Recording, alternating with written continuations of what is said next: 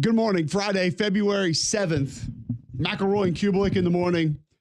Getting you set for a pretty big sports weekend. Super Bowl coming up this weekend. We will preview it, talk about it, discuss it. Pretty big weekend on the hardwood for some SEC teams. We will discuss that as well. Take your calls, texts, tweets, all into the show today. Friday, McElroy, how are you?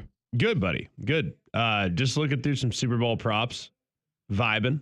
We're going to give out a propa segment here on the show today. So do you have one that sticks out early out of the gate?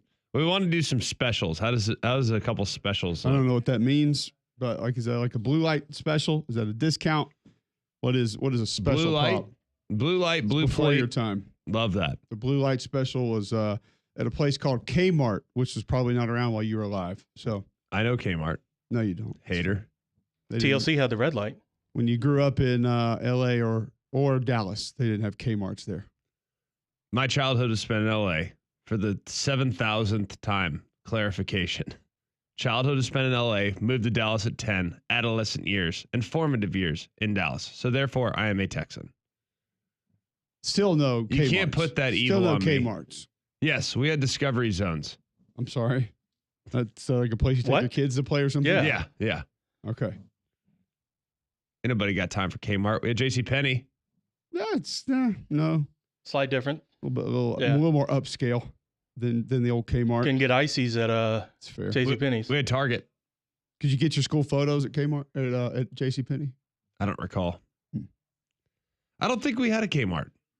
Like I said, you didn't have Kmart. Yeah, that's the least surprising thing so far. Why?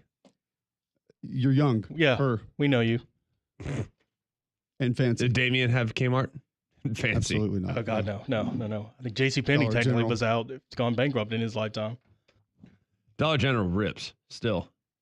Yeah, I think folks know my theory on that.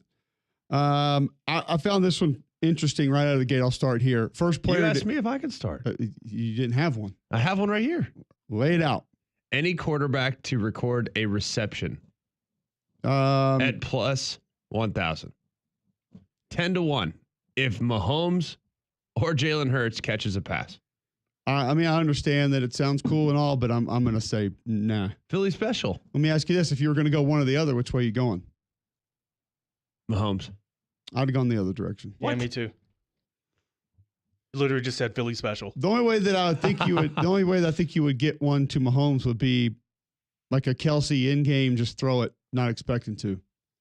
But I could see a tip pass. I can see Mahomes like actually catching it. I can see Jalen just knocking it down. Maybe, yeah. That if it were to go that direction, yes, I would say Mahomes. I think that'd be safe money for sure. Hey, we're back. You are in. All right, action. How much you want on it? 1,000? No, I'm going to pass. You win 10. You win 100,000 if it wins, or 10,000 if it wins. Not gonna. That doesn't seem like great odds. Wait. 10-1. That doesn't feel like great odds. I'm not wasting my money on that. I don't think that's going to happen. All right, $1. I don't think that's not going to take place. I'll be the book for you today. You put $1 down. I give you 10 if it hits. All right, now I'll put down 10,000. Wow. You put down $10,000? If you're going to be the book. You got to collect it. I'm going to collect it before the I got to, oh yeah, that's fine. Yeah, you're leaving at 10. Yeah. I only take, except cash and Chainlink crypto. Not razor wire crypto. Dogeco. Not chicken wire. Dogeco? Dogecoin. Dogecoin. This is not a political show. Do not start bringing that in. It's doggy, isn't it? Doge.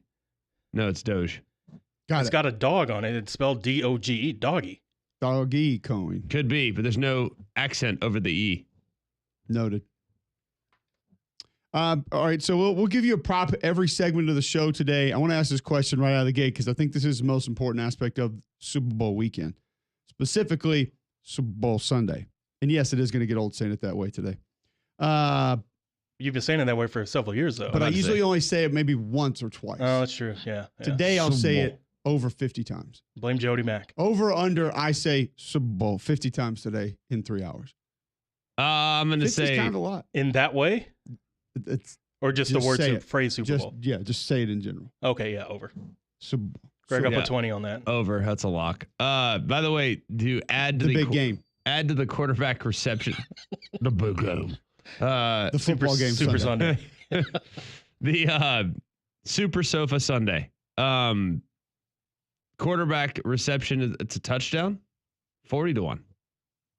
By the way, TD's posted a sofa the other day that looked like it was like 17 yards wide. It was the L sofa. Freebie. It was like 7 yards on the short part of the L and like 20 yards on the big part. I'm like, somebody's living room is gigantic. Yeah.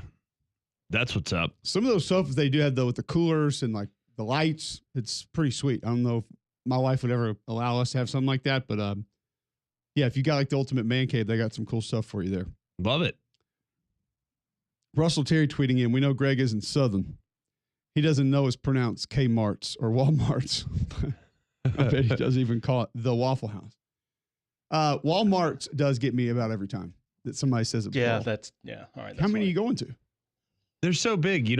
There's only one. If you are talking about, there's not multiple Walmarts in a community. Yeah, it's going to be a drive to get from one to the other. Yeah. I mean, it's always just Walmart. Nope. Yes. Oh, I agree with you. But I'm saying if you listen to folks, there are a lot of, they're heading to Walmarts. Which is why I felt calling it the Walmart was, Fair. I mean, if there's only one in a community, you don't need the in front of it. Fair. Louis DeArmond tweets, say, get your sliced ham, an icy, some jeans, pump up your bike tires.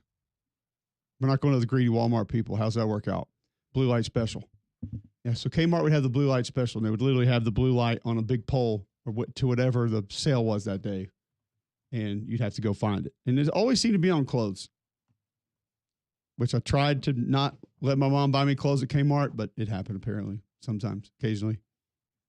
You just try to cover up the logos. Go BIG style and sew on a different logo. You asked for Adidas and she bought you Zips? Yeah, it's just, no, can't do that. All right, so here's the question of the day. How do you want to watch the game? How will you watch the game Sunday? What will your setup be? My wife asked me this last night. Funny thing is she knows the answer. Like, she knows the answer, and it was a nice virtue signal on her behalf to just make sure that if we want to go watch it with friends, it's perfectly fine. No problem with that. But she wanted to offer that up, knowing that she's perfectly content on a Sunday night sitting at home. But she wanted to offer it up to me, even though she knows I'm going to sit downstairs in the cave. Like she was saying, I would actually like to have conversations with people during the game. That's what she's telling you right there. No, I think she would like, I don't know, a Sunday night game starts at 5:30. I think she wants to be home. Well, I actually think this is the ideal time for a game to start. It's just not this game, because this game takes 5 hours. This game takes a while, and the kids, you're dealing with bedtime in the fourth quarter. It's tough, man. It's a problem. This is the hardest part of this game. So that's an issue, and I don't love that.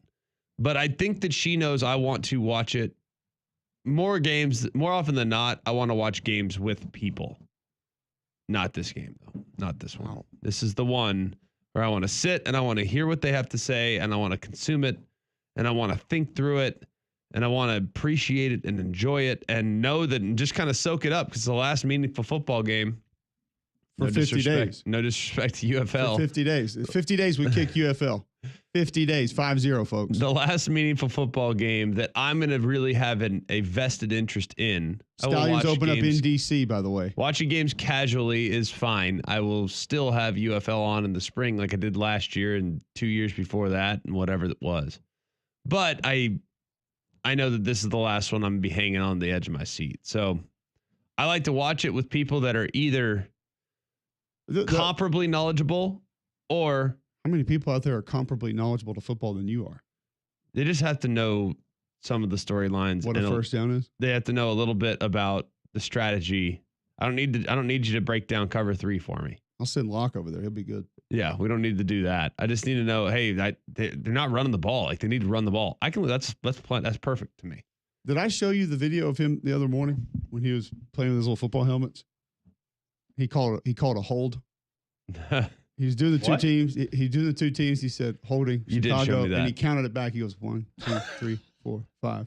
First down, Chicago. You did. I was like, hold on a second, son. We don't penalty vulture in this house. You did. We don't throw flags here. Like, what are we doing? The fact that he knew how to do that, I was like, well, I'm actually impressed. We'll take it. Yeah, you did. You did show me that. That is hilarious. Hilarious. Okay, so the surprising part of what you just said was that normally you would welcome watching games with other people. Yes. You would invite that. In a group. Yeah, I'm fine with that. John, do you want to watch this with people? Not anymore. Let's just say casuals, nope, if you not will, anymore. to steal a Josh Pate phrase there. I'm done. No. Because this is a game now, because it's a spectacle, it's not just a game. The only time you can have conversations, in essence, is during the game, because you got to watch the commercials now, too. Oh, yeah. People do. It is odd to be around other people. I made a mistake a couple of years ago, and it's like, shh. Right. It's like, well, no, now's the time to, like, why'd they throw there? Yeah. Like, are they going to be able to protect the quarterback on these last 4 drives that they're going to have a chance to score, maybe take the lead? No. We'll do that when the game starts back. So I'm with you. You're right. And so, yeah, I'm as much as it seems counterintuitive, but I don't want to do or go to a Super Bowl party just because if I'm supposed to watch the game, the whole game with everything with it. Like I remember last time I went to one was a Timberlake halftime. And I saw it, but I didn't hear it because, everyone's sitting and talking. I'm like, well, I wanted to hear this, but I don't want to be rude and be like, shh, Timberlake singing. But I couldn't. So I was like, all right, well, never again. Okay. I'll ask the question. What's your ideal setup to watch the Super Bowl?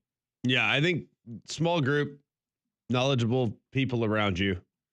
Fine with it being co-ed, does not bother me a lick. I like to watch the commercials too. As a guy, I majored in marketing. I like commercials. I think they're interesting. I like to know how it plays on your subconscious. I like to hear people's reaction when it comes to the Super Bowl. So that is almost why I would welcome having other people in the room while we're watching the Super Bowl, as long as they're mindful of the fact that there is no talking while the game is actually being played. You can sit and watch with us, and we can convene at halftime during the Kendrick Lamar part. We can talk during that. Well, that can be speaking. All right, wimp. Yes. Well, I'm not gonna go quite as. I will have it on. I will be interested in what he's doing. But if you want to engage in, that Doritos commercial is hilarious, that's the time to do it. Okay. You can tweet in at Mac and Cube. You can text into the show 205-834-9450. Your ideal setup to watch the Super Bowl. What is that? What do you want that to be? A lot of people around. I can recall growing up, one of my dad, his big social deal for the year was a Super Bowl party, and he would go all out. And I usually had to drive home on Sunday, so I would drive home early to make the game if I was at his house on the weekend from Huntsville. And I never attended one, but I just remember what he put into it and how much a big deal it was for him. And looking back on it now, I can't imagine hosting 15, 20, 25 people at your home during that game because you want to watch that game. So it's different strokes for different folks, obviously, but it's not, my kids will be talking enough during the game and probably asked to change the channel a couple times. Like, can we watch this? Can we do that? The Nickelodeon version will be on upstairs. Do they have a Nickelodeon version? I for think this? so. It's the Fox. It's on Fox. Oh, you're right. That's not going to happen. Uh-oh. No Nickelodeon. Uh-oh. Nice try. They are going to be bummed. Sorry. Get to learn how to really watch a game. That'll have to take place this weekend. So we'll take your feedback, get your thoughts there. We'll preview the game, where we think it goes, how we think this game's going to play out. We'll discuss that throughout the course of the show today. Talk a lot about college football staffs today as things are appearing to be very different. There's one new staff member in college football that's already making waves. You'll hear from him on the other side. First, I'll tell you about your CBD store. If you're looking for better sleep, if you have aches and pains, arthritis, anxiety, you or your pet, your CBD store has answers. How about better focus throughout the course of the day? They have products that can help you there. Skincare, gut health for you or your pet. I'd say they've helped a couple pets in our household that were having trouble moving around with arthritis, getting up and down the stairs with different products that had them back almost to normal. They can help yours also. First company to have USDA certified organic oil supplements. They've got the stamp seal on those products. Your CBD store, largest brick and mortar CBD retailer in the world. They have products to help your daily routine. Visit one of their 3 locations. Highway 280 by Bailey Brothers, 150 by the Cajun Cleaver, Trustful just off 459, and now downtown in 5 Points. Your CBD store where good health hits home. You will hear from a new college football staff member when we return next on McElroy and Cubelic in the morning.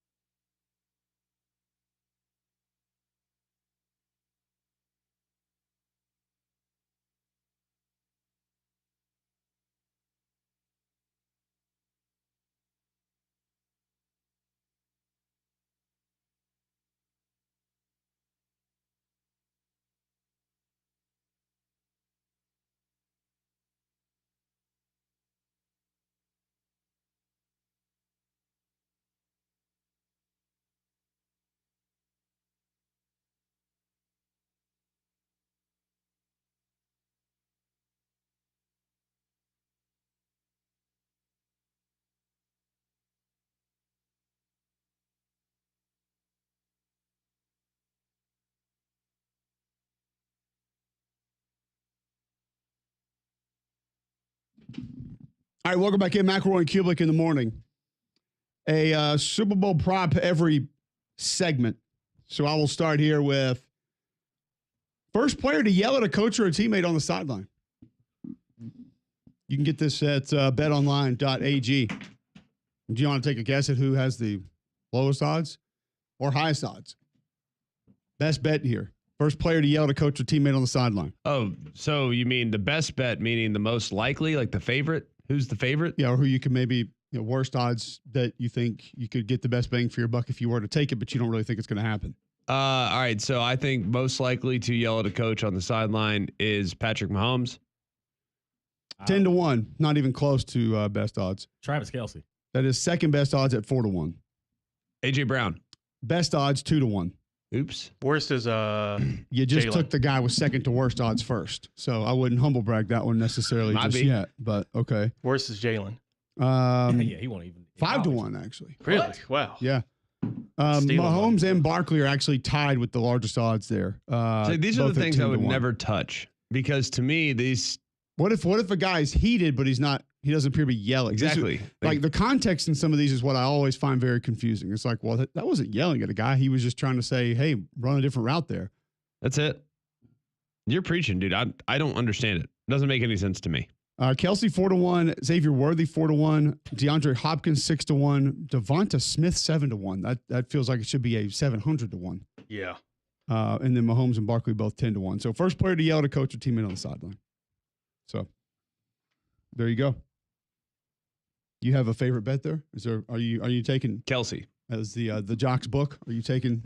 Kelsey, he'll try to put on a show. Okay, He knows where his audience is. Got it. He's so strong. At Prospects tweaks in literally just me alone in a room watching it on at Tubi. I don't feel like I've asked you specify the Freebie. platform you'd be watching it on. Free plug. Yeah. Why Tubi? Sure. What? I mean, Fox is right there. Wow. Look at it over Uncle here. Mike responds, living room TV. Okay. Good to know.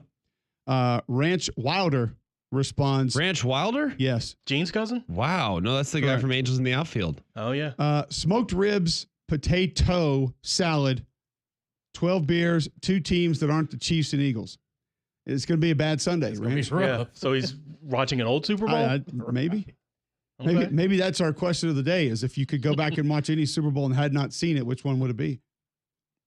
28-3. Actually, a decent question. I'd probably go back to like Is the that 80s. Patriots Falcons? Yeah. Joe Montana That's a against good the one. Bengals. I want to go back and watch 85 Bears just to see Fridge get the handoff. That'd be boring. Not really. Mm. Is there anything more demoralizing than a boring Super Bowl? M. Pate tweets in, not at a party.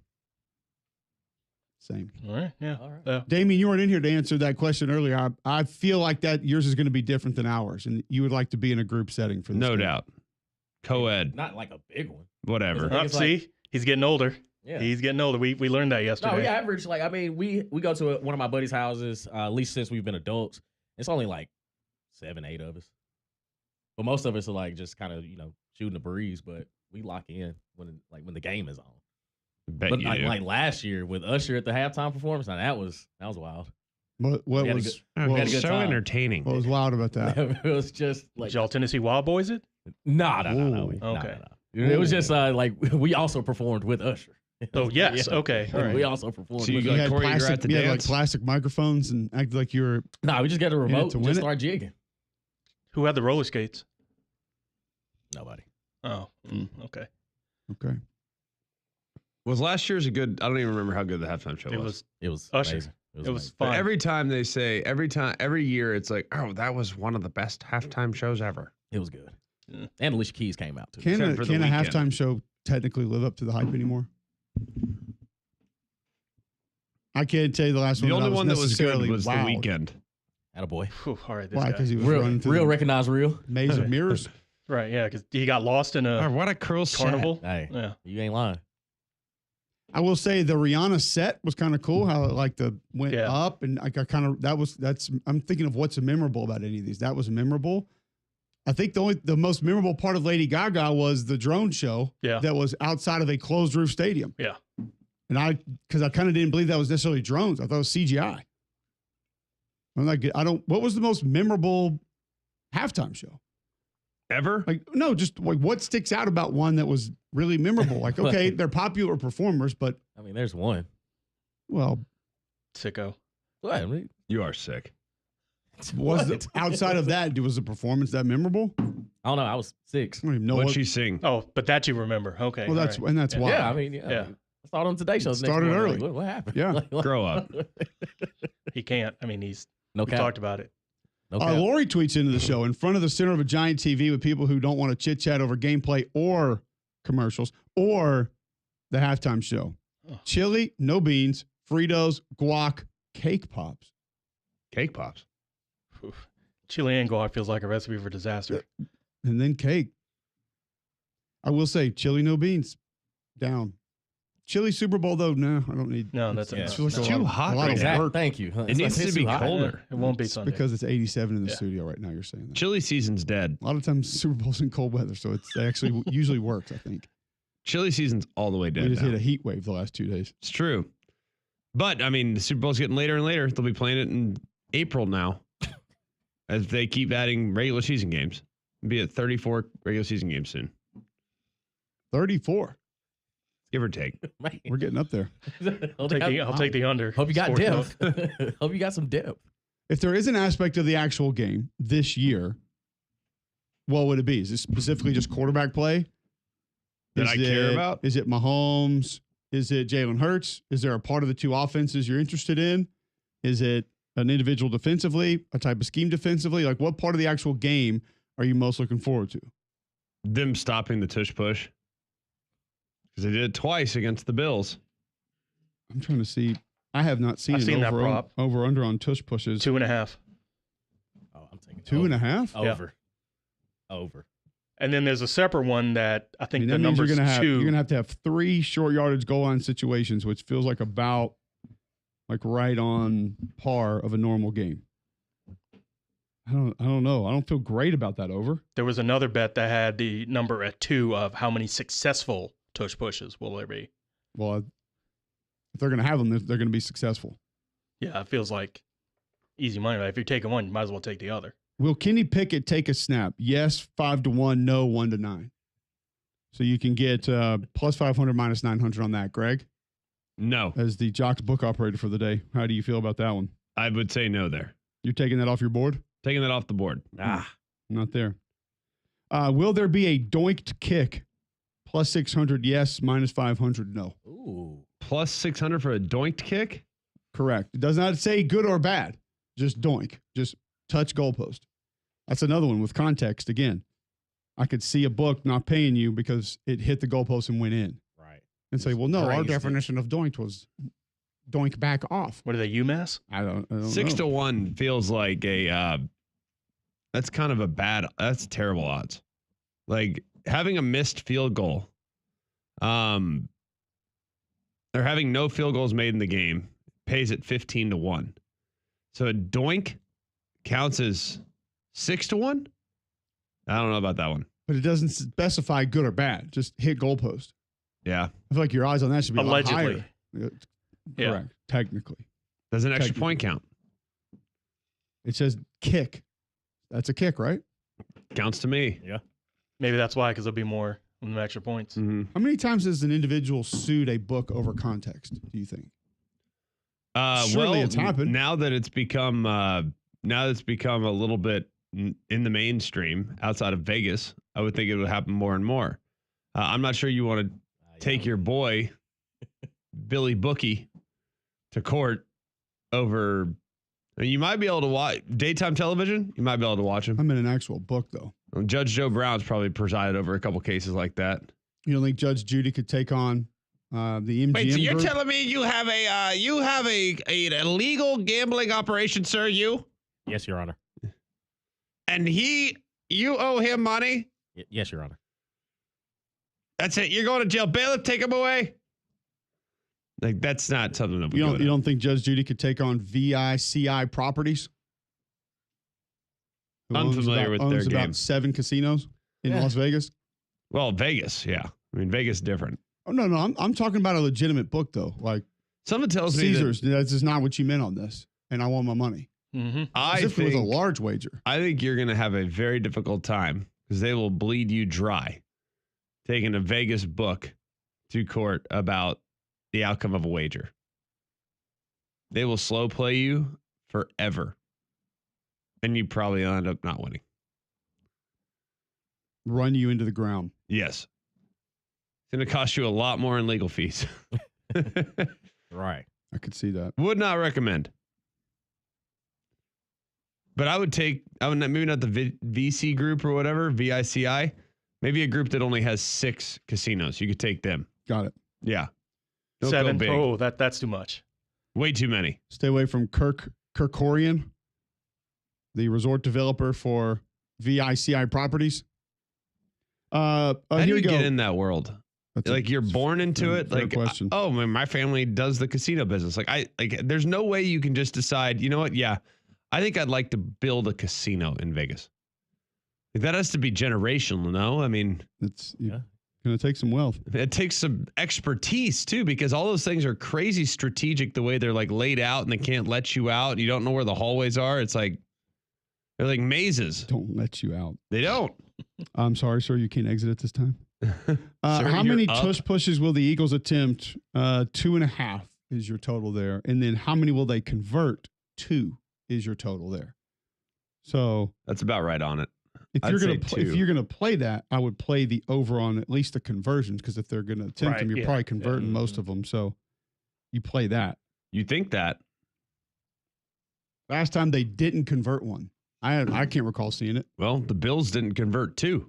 They don't. those weren't exactly. course, the that's not refs. pushes. The They're refs also- were It ain't the pushing. Eagles. They're also sending it home now. How many refs are on the? How many refs are on the Here they field? come. Here they come. How many refs are on the field? 8, 9 in the 11 for NFL? the Chiefs. So they had 11 players and 9 refs to stop Josh Allen, Yeah. the MVP. So Okay. 20 players to stop him. All right, so we have a couple people chiming in on most memorable halftime moments. We'll get to those on the other side. Let you continue to chime in there. If you want to call in, 800-239-9569. We're going to have a prop every segment of the show today. If you have one that you like that sticks out to you, you can chime in with that one. Before we go to break, though, let's say about Gusty Goulas and the Gusty Goulas Group. If you're looking for a new home in Birmingham, Gusty Goulas is who you need to call. Why? Well, they've served over 3,000 home buyers and sellers in the greater Birmingham area. They're going to know what's coming available. They're going to know where it's going to be available. They know the real estate market better than anybody here in Central Alabama. His aggressive, improving selling system has what it takes to attract hundreds of qualified buyers that are going to want your home. Since 2012, Gusty Goulas Group recognized both nationally and locally as greater Birmingham, Alabama's #1 team in homes sold. Over 830 5-star Google reviews. Call 205-542-1996. That's 205-542-1996, or visit GustyGoulasGroup.com today and start packing. All right, when we come back, halftime shows, most memorable, and we'll begin a discussion on college football coaching staffs, where they're headed next, right after this on Mac and Cube in the morning.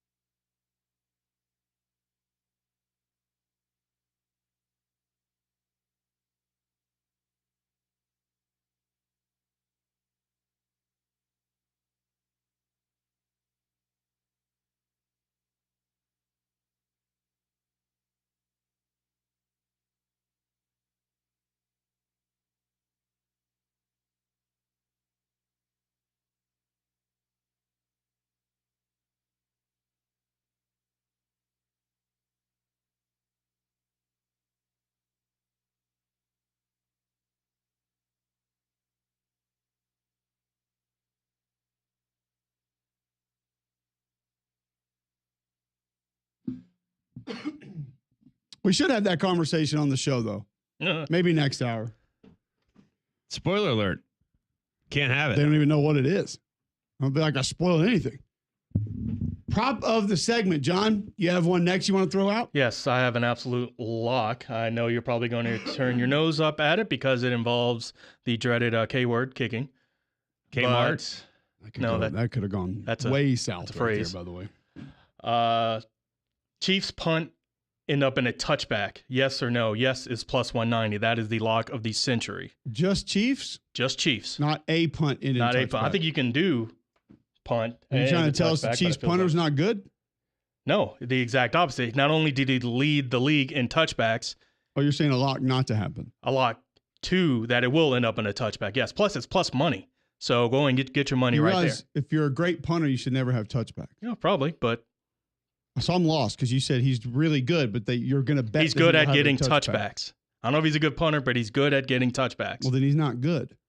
He's good at getting touchbacks. I didn't say he's a good punter. That's He's not- good at getting touchbacks. That's not a good thing. That doesn't matter. The prop is this specific thing. Chiefs punt a touchback.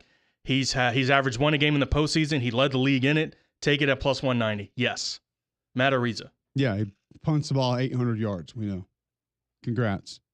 How many touchbacks does he have this year? Touchback percentage, 13.51 on the road. Well, it's neutral site, so that's good. Well, I mean, it's not at home.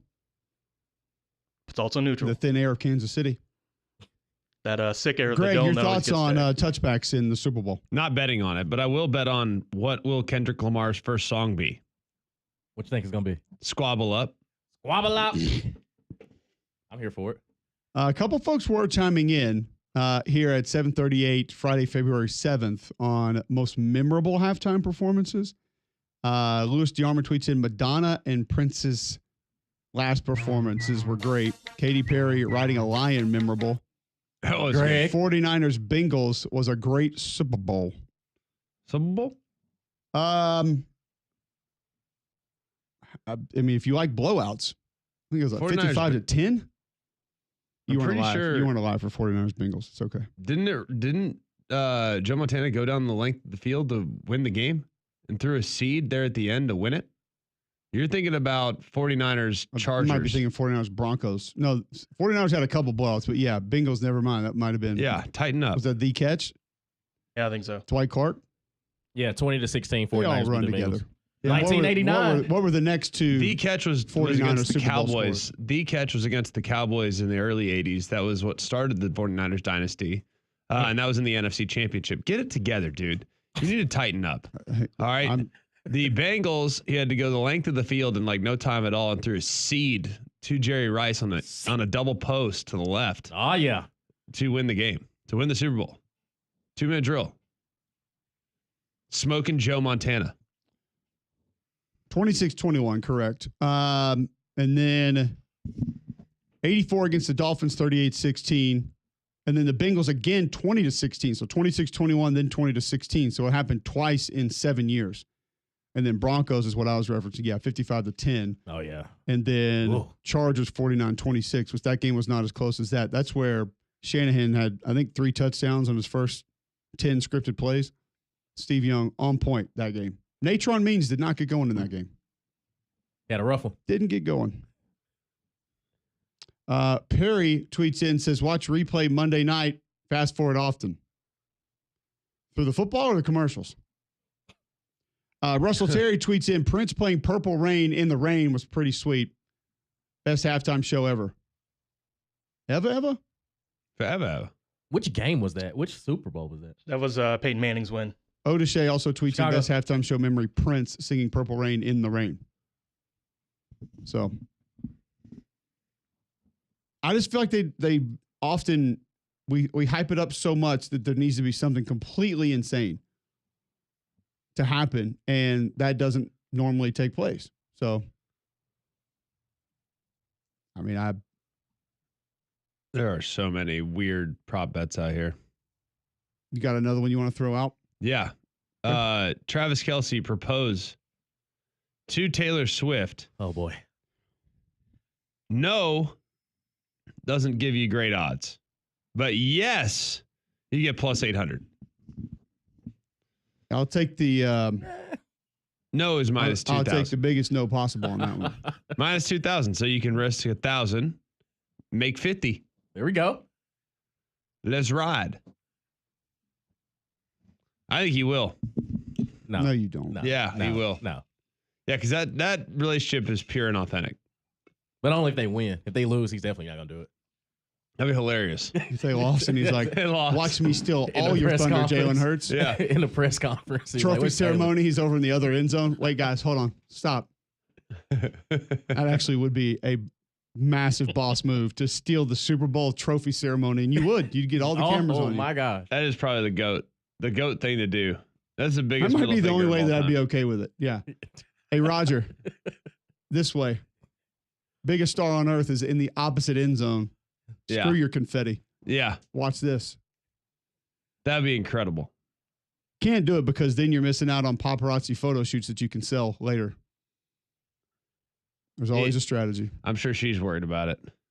Got a cool cup of B in the bank. Yeah. I don't think that. I think people with that much money are often looking for ways to make more, and that would be a big one.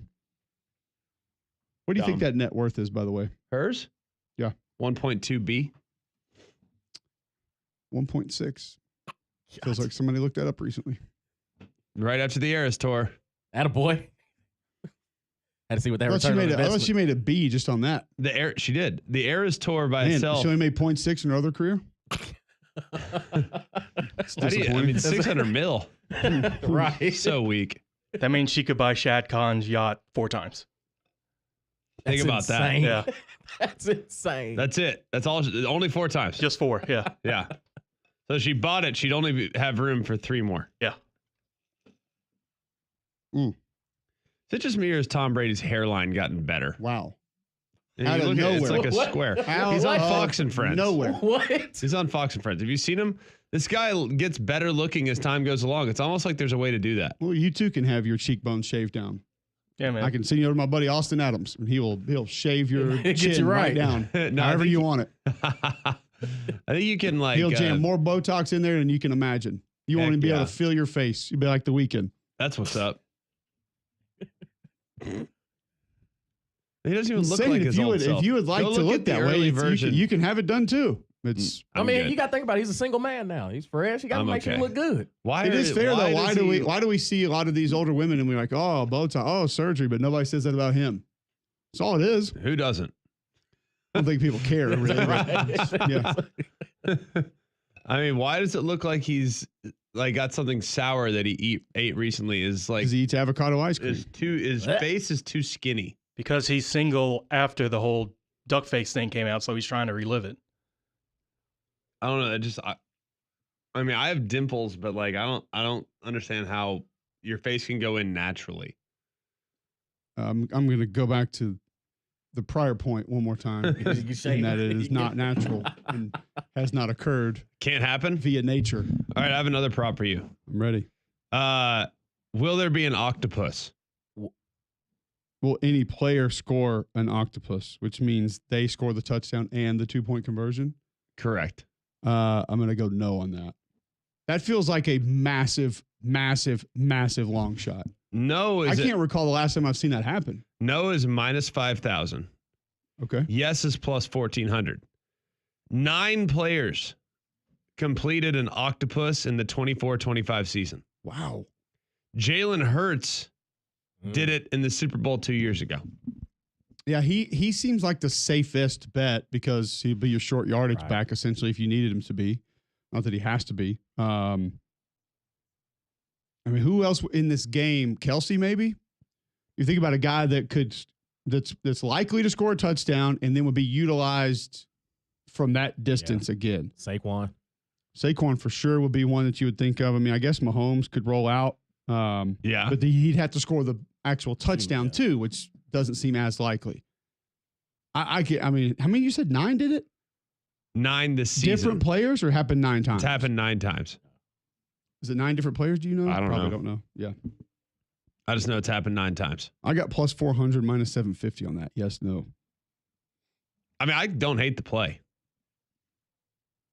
Will final score be a scoregami? Plus 1,000 for yes, minus 5,000 for no. Ooh, No. Do we know how many of these are left? Yeah. it's a There's bunch. We can technically keep going. infinite. Yeah, Yeah. it's Well, But I reasonably, understand yeah. that like 200 to 300 is Yeah. left, but I mean of reasonable scores. As far as reasonable amounts of scores, how many are left? I don't know. I don't think there's as many as we think. Otherwise, they wouldn't make a big deal about it when there's a scoregami. There can't be. Let's just say outside of team scoring past. By the way, in case you were wondering what a scoregami is, it's a score that's never happened before in the Super Bowl. Like My question would be this for a stats nerd that could find this. Outside of teams scoring more than 50 each, how many are left? I don't think there's as many as we think. I would bet that there's But y'all probably. sat there like this, like, oh, there's millions left. I would How? bet that there's more than you think. 319. There's 319 options left. 50 or fewer. Of both teams scoring 50 or fewer. And then there's Pro Football Reference has it up to 70 points per side. That's unlikely. But I do think that 2 there's. to 2 is left, by the way. I would think that 1-1 is. I mean, we were not going to get that. you're not but right. It's good to know. 4 to nothing's 4 to available. 0 Yeah. on the Yeah. board. Yes. Yeah. How many involve 0? Is what I need to know. 4 to 0 is remaining. Like a shutout. Wow, that might be it. What? There's an 8-0 game out here. Yeah. Nice. I'm going through the ones that remain right now, and that's the only zero Yeah, that's that the I only see. single digit. Everything's like 46 and above. Love it. I don't even. Yeah, he must be way down the list than where I am. I don't see any other zeros. We're So- back. No shutouts. Offense is back. 49 to 4 is on the board. If you want that one. Ooh. Oh, 50 to 0. Never happened? 49 has 51 and 52 to 0 have, but not 50 to 0. The old 52 to 5 is on the board. There we go. Greg. I don't like that one as much. Okay. With my luck, it'll be 2 and 5 in my Super Bowl squares. Oh, here we go with the square. I don't like when you guys play squares. No, it's just how everybody like wets themselves over it. It's okay. I'm sorry. I like action. Your score might make it good. Congrats. I can't wait till I win Super Bowl squares on Sunday. I'm going to take a picture of the Venmo I received right to your face. I'm sending it to the cops. There is a cop that might be involved in our Super Bowl NBPD squares. be rolling up to your house. There might be a law enforcement officer that will participate in our square. Why would you say that? Yeah, Yeah, that's that just, boy had wow, snitch. out here. I'm not telling Yeah. Not you. anymore. Oh, Not boy. anymore. He's not. Not telling you who. Oh boy. Okay. You don't even know. You don't even know what state. Tell them to lock the elevators. Kurt, why didn't you come over? Well, you basically sold me out 3 days for the game. Yep. Sorry, kid. I If stayed you think home. it's going to get in the way of between him and his squares, you're dead wrong. You don't even know what state it's in. That's the best part. All right. We will continue talking Super Bowl. We'll give you another prop, and I'll give you my top 3 next on Mac and Cube in the morning.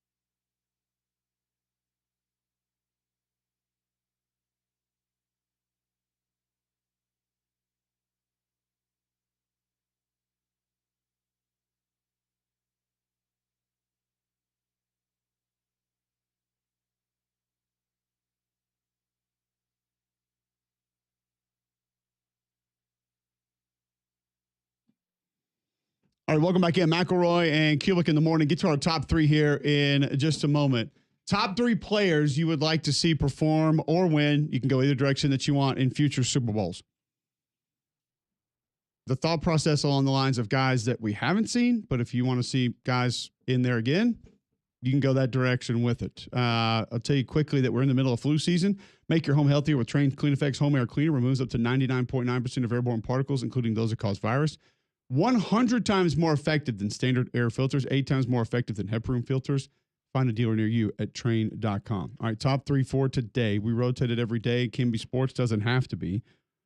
Top three players you'd like to see in future Super Bowls. Number 3 for me, Justin Jefferson. Just feel like it could be dynamic, could be off the charts, could be a memorable performance in that game, in that setting, and obviously he's going to enjoy it and have some fun with it. Number 2, Dak Prescott.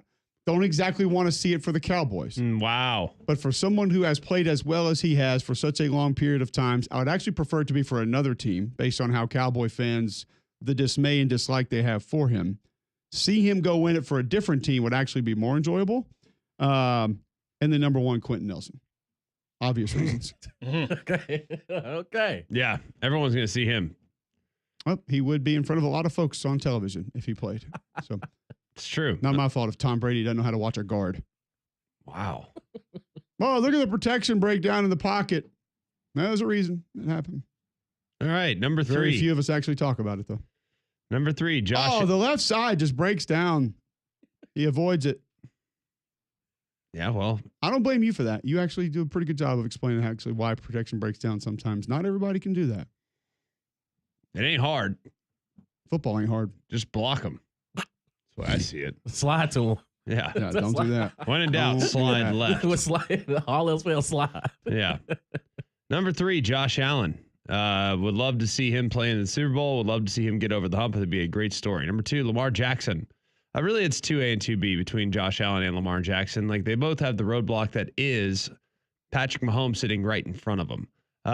But I love both those guys. I love watching both those guys. I think getting them to the Super Bowl would be tremendous. And the number 1 for me, maybe my favorite Bama player that I covered, one of the best people I've covered, Tua Tagovailoa. I want Tua to make it. I think it'd be awesome. A lot of haters on Tua. I think Tua's a good player. A lot of haters. He's had to deal with some injury issues. I think it'd be incredible if he could make it to the Super Bowl. To see him bounce back after a lot of people openly voiced their opinion of him should not play again, yeah, that'd be pretty cool for him to do that. It'd be awesome. John? I've got number 1 is Derrick Henry. Oh, God. Number 2. I was going to say Derrick Henry like 6 or 7 years ago. Not that he's not good now, but seeing like super prime Derrick Henry in the Oh, Super yeah, Bowl would have absolutely. been Yes, awesome. yes, yes. Number 2 is Alvin Kamara. And number 3 is, like you mentioned before, Dak Prescott. But Yeah. yes, with another team. Damien? Number 1 for me was also Derrick Henry. Number 2, I had Tua Tagovailoa, just similar to what Greg said. And number 3, Marcus Mariota. Hasn't he been there? Never. He's been to an AFC Championship game. Couple honorable mentions for me. Over under times Mariota shown with clipboard on sideline. Hey, don't do Super that. Bowl 80. Wow. Don't do that. Don't do that. Minka Fitzpatrick, one of my favorite people I covered. I'd Oh, love to yes. see him get there. I'd love to see Oh, the Not Steelers get looking- back. Not looking good there for a minute. Not looking good Not for a because while. of him. No. And then Kirk Cousins. So Damien has to watch him. Supporting Michael Penix Jr. Just for media night might be enough.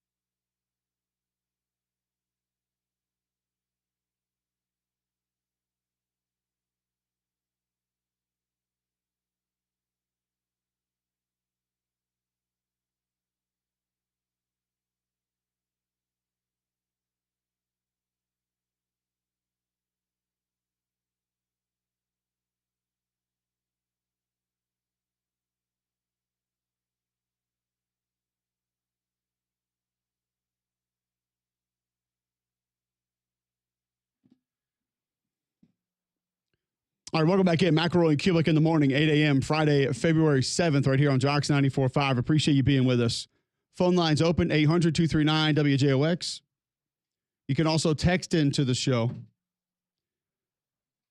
205-834-9450. We've gone through a lot of different props for the game, and some of these I think we feel pretty good about. Some of the I think we look at and say, yeah, that's pretty ridiculous. Like the first player to yell at a coach or a teammate. Will any player throw or kick a ball into the crowd after a touchdown? I'm going to say no. Just I would which, say which no. side would you go on first? I think I'd go yes. I say no. I would also go no because those are commemorative footballs, and I think if there is a touchdown scored, you probably want to hang on to that one. Plus 70 for yes, minus 250 for no, if you're looking at that. So just another prop there that we will give you one, at least one. We've given you multiple sometimes now for every segment of the show today. College coaching staffs are becoming very different. There has been some news and notes around different people being hired in different places. Ohio State, Greg, is going to hire Brian Hartline as their offensive coordinator. Yeah. How much of the offensive coordinator duties do you believe he will actually have this upcoming season for the Buckeyes? Full. I think he'll be full. He had it last year, and then Bill O'Brien. Bill O'Brien. They decided to go hire Bill O'Brien. Bill O'Brien leaves, and he had it again. And then, oh my gosh, perfect situation. Chip Kelly's available. And he willingly said, all right, it's cool. I'll get Chip Kelly's more qualified than me. We got a roster that's ready-made to win a championship. Give it to him. No problem. So it's not really that surprising that that's the guy that they ended up going with. I think they probably looked to the outside, but man, to get passed over again, then you run the risk of losing him next season. Next year, when the carousel starts to turn, I think Hartline would have been very desirable for a team that's trying to either get a coordinator or potentially even a head coach. I mean, he's going to have some head coaching opportunities probably coming pretty soon as well. Yeah, we got to do a couple of different things to make sure that you keep him around, number one. Also, Colorado has hired NFL Hall of Famer Marshall Faulk as their running backs coach. Of course, if you think of a guy that did it in different ways, I mean, one of the first super versatile running backs in the history of the NFL, one of the greatest to ever do it.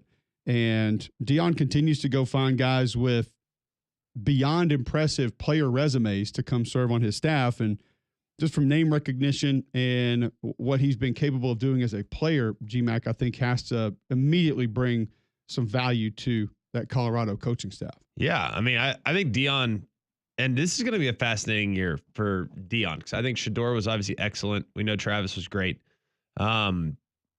But this is going to kind of tell us this upcoming year, was it more about the stars or is it more about the solid foundation that the program's now been built on? So this is a good year, a good indicator right now of how good a coach is Deion.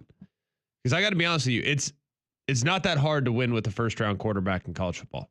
Not trying to discredit what he did at all. They were significantly improved from year one to year two. But I do think that a first round quarterback makes things a lot easier. The guy's that talented and that accurate. Now it's going to be a little tougher because I've watched Liberty. If that's who they end up going with, they're going to have some inconsistencies offensively. Caden Salter should be the guy there in Colorado this year. Marshall Faulk, by the way, 7th all-time in touchdowns scored, 136. 5th in yards from scrimmage with 19,154. Just an incredible career. 6,959 yards, 58 touchdowns just in St. Louis. Finished his career obviously with the Colts. So one of the best players, I believe, in NFL history, and he adds him to his staff. USC made an interesting hire a little over a week ago. Rob Ryan comes in as the linebackers coach, and I believe he also has some creative title as like associate administrative assistant to the head coach that they'll give him to try and bolster his pay just a little bit. But that's not the interesting part. The interesting part is maybe what Rob Ryan had to say at his introductory press conference. He was asked a couple questions about the team moving forward and just decided to kind of go a little bit of everywhere. This was the new linebacker coach at USC over a day ago. Watch where we finish this year. This guy is special. He's special. He knows how to get it done. He's a great communicator, great teacher. He's fun to be around. He makes everybody better, including the coaches. And, we'll see. I'm looking forward for the, what do you call it, spring ball or whatever. I can't wait. We're going to go against the best. Oh, good. Bring it on. Let's see. I can't wait to see that little JUCO kid from Hutch. Bam! We're going to get after his little butt. But anyway, it'll be great. We're excited. And I saw the McElroy guy. I coached his uncle. I hated that kid when I first saw him. A USC kid, a little captain. Remember, he could walk under this table right here. Little guy. And we draft this little runt. I'm like, oh, man. This guy, I was all over this kid during the OTAs. Like, man, this guy, man, you got to run to cover a guy. Anyway, so then I'm like, hey, guys, Sweet Life is going on vacation with the family, going out to Hawaii, going to Maui. I've never been to Maui. I run things in Oahu, but I'm going to go to Maui. He's like, hey, Rob, you get in any kind of trouble now, you just tell him you know Kalooks. I'm like, man, yeah, I'm going to tell him I know Kalooks. Get the hell out of here. Walk out there, do the usual. Got me and the wife there. Oh, we're going to have a romantic evening. Go out there, no rent-a-car. What do you mean? You never called for the rent-a-car? I told you she's Greek. I'm like, yeah, they must have lost it. So, of course, I forgot to call. Now they're out of cars. I'm in Maui. I got no car. So what do? I know Kalooks. I got a car. Oh, you know Kalooks? Swear to God, hand to God, true story. I got a van. I'm like, yeah, Kalooks, my man. Anyway, I ended up loving the kid. He was, oh man, is he mean as a rattlesnake. And there was a reason why that kid was captain with all those first-round draft choices. I love that guy. Ended up, looks can be deceiving. Think about where we started and where we ended there, and what your position meetings may be like at USC. If Where you're do a we linebacker. start? That he likes Jaden McElroy. Yeah. I think it's where it started and then got to that point. So assistant head coach for defense / linebackers coach. So D'Anton Lynn's going to also have to manage that on a daily basis, as well as the USC defense. How many different jobs has Rob had recently? He's got more jobs than Jed Fish. He'll be at USC now. Trevon Reed was also added to that staff as corners coach. All right, so he was with the Raiders the last 3 years. But before that, 1 year at Baltimore, 1 year at Washington, 1 year at Buffalo, 3 years at New Orleans, 2 years at the Cowboys, 2 years at the Browns, and then he had some longer stretches there in the early 2000s. So you're saying don't over under a year and a half? Based on recency, 3.5 about right. Got it.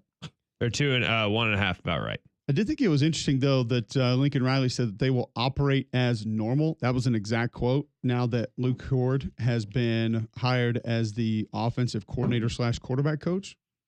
A lot of experience, of course, but we know that Lincoln is calling the plays. And I'm assuming that's what he was referencing there, Greg, is that operating as normal, even though you have a new offensive coordinator, means he'll still call the plays. Yes. I mean, I don't think anything's going to change there. That's his God-given gift. That's his deal. There's a lot of things that you can say about Lincoln Riley. Play calling is not one of those things. Like, if you dislike how he operates and program, how you dislike how he creates competition in practice, how physical they are, all this other stuff, that's fine. But you want to talk about just scheming up opposition? That dude can get it done. Now, you think we're sleeping on USC a little bit heading into this season? You think this could be a team that surprises some folks going into this year? I think they're going to be pretty good. I'm not saying I'm going as far as to put them in the playoff or anything, but I think they're going to be an improved team. I do. I think McElroy is a good fit for what they want to be offensively. I think they still have really good weapons on the perimeter. I think defensively, they made some strides on defense last year now. Like, they were better on that. And they're not great, but they were better on that side of the ball. Another year in that system, a little more comfort in that system. I think SC is going to be all right. I really do. I think they're probably looking at an 8-win team this year. 8. Yep. Well, and we talked about adjusting kind of our mentality, our thought process of where some of these teams would be. If you're looking for an adjustment for Valentine's Day, though, and need a gift, where should you go? That would be Bromberg's, and it's a great time to actually head over there with Valentine's Day approaching quickly. Right now, you can go and get some great deals on handmade pieces, like a Vietri hibiscus glass vase. Those are handmade in Italy. They're beautiful. And the prices begin at under $70. And these are affordable. And if you buy them on the 13th and 14th, you get a free bouquet of fresh flowers if you go and get one at the Summit. That's on February 13th. And on February 14th, you can get one at Mountain Brook. And if you want to add a gold-plated heart charm to that vase, you can do that as well at both the Summit and at Mountain Brook store. So go and check them out. It's Bromberg's. February 13th at the Summit, February 14th at Mountain Brook Village. Here's my problem with this. I need to call Frank and tell him that I have a little bit of an issue here. You're asking us to be last minute on this deal. Why can I not do this today? Because we all wait to the last minute anyway, right? We're all going to put this off, and then all of a sudden it's going to be the 13th at 5 p.m. We're going to think, oh, I got to go get something. Which my wife will always say, oh, don't give me anything. You can't operate that way. There has to be something, at least. Yes. At least a gift quote from the kids, whatever that is. But fair. I feel like you're almost forcing us to be last minute here, which adds to the pressure just a little bit. Love that. You could go in, buy it now, and pick it up in a week, and it will have a free bouquet of fresh flowers. Okay. You don't have to wait to buy it. You can go buy it today. It said if you buy it on the 13th or 14th. Well, if you want to buy flowers today and give them to her a week from now, I think that'll end well for you. I'll show you. I was thinking ahead. You should try it. Hey, babe, I know these flowers are dead, but it's the thought that counts. It is. No, pull a wimp. Do it the 15th. Get a half price. And I'm sorry, I got so distracted with all of this. Yeah, that was what Wimp's recommendation was yesterday. I like if that. you're buying a Valentine's Day card, buy it on the 15th. And say, oh my goodness, I forgot to give it to you. That way you can save $3. You mean so much to me that I bought you a Valentine's Day card and saved you half the money.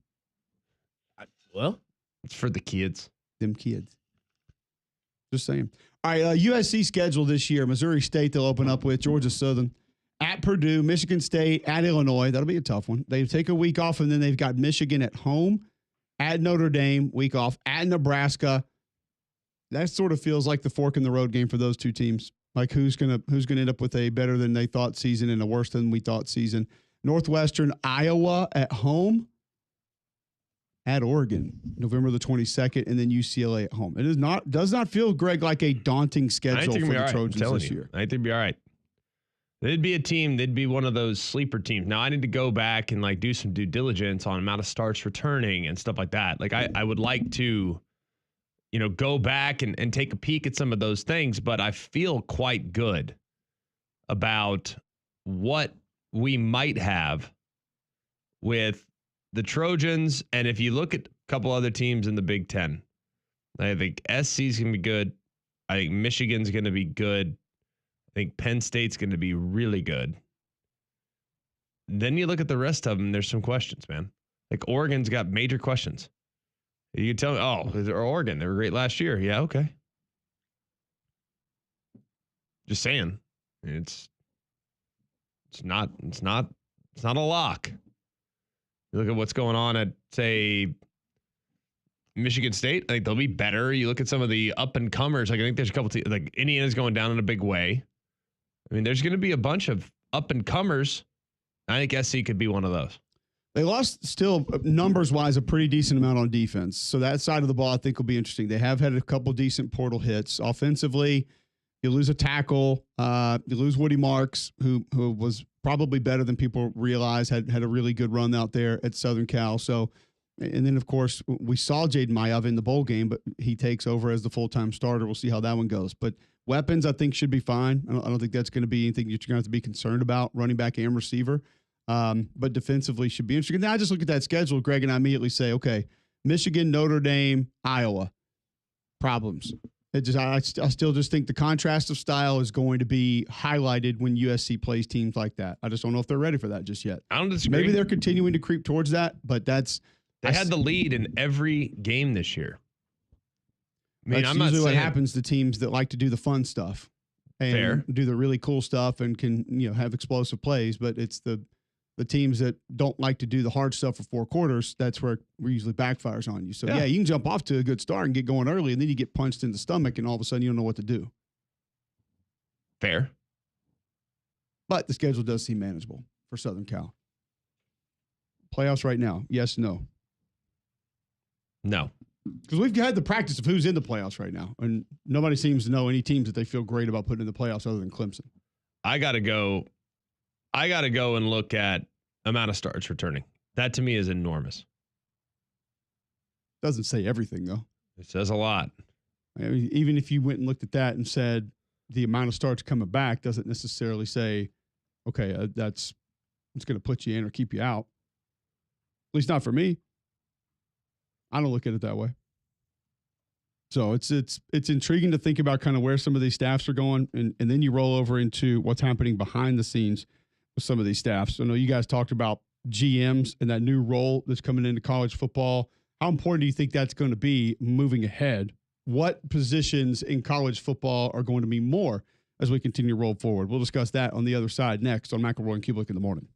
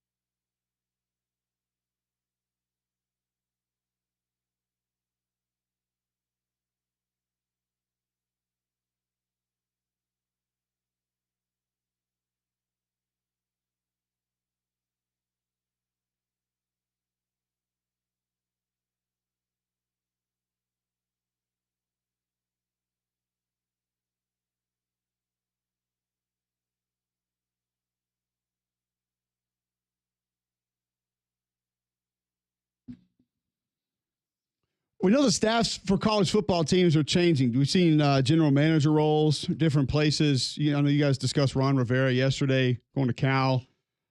Stanford hiring Andrew Luck to come in, be a part of their program. And these positions, Greg, are becoming more important for different reasons.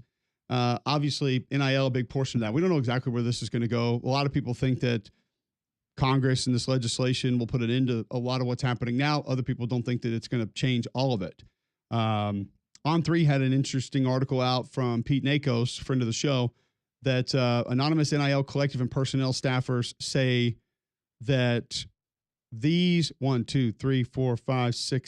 teams spent the most on their 2025 recruiting classes. How many of the 7 do you think you can name? Ohio State Would be 1. Michigan. No.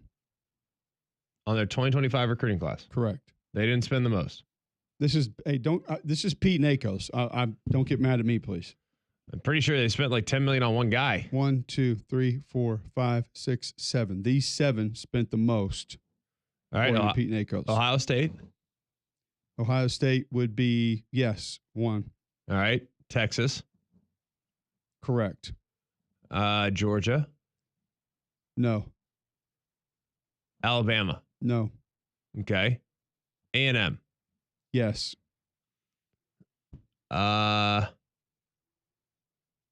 You have 4 more. Yes.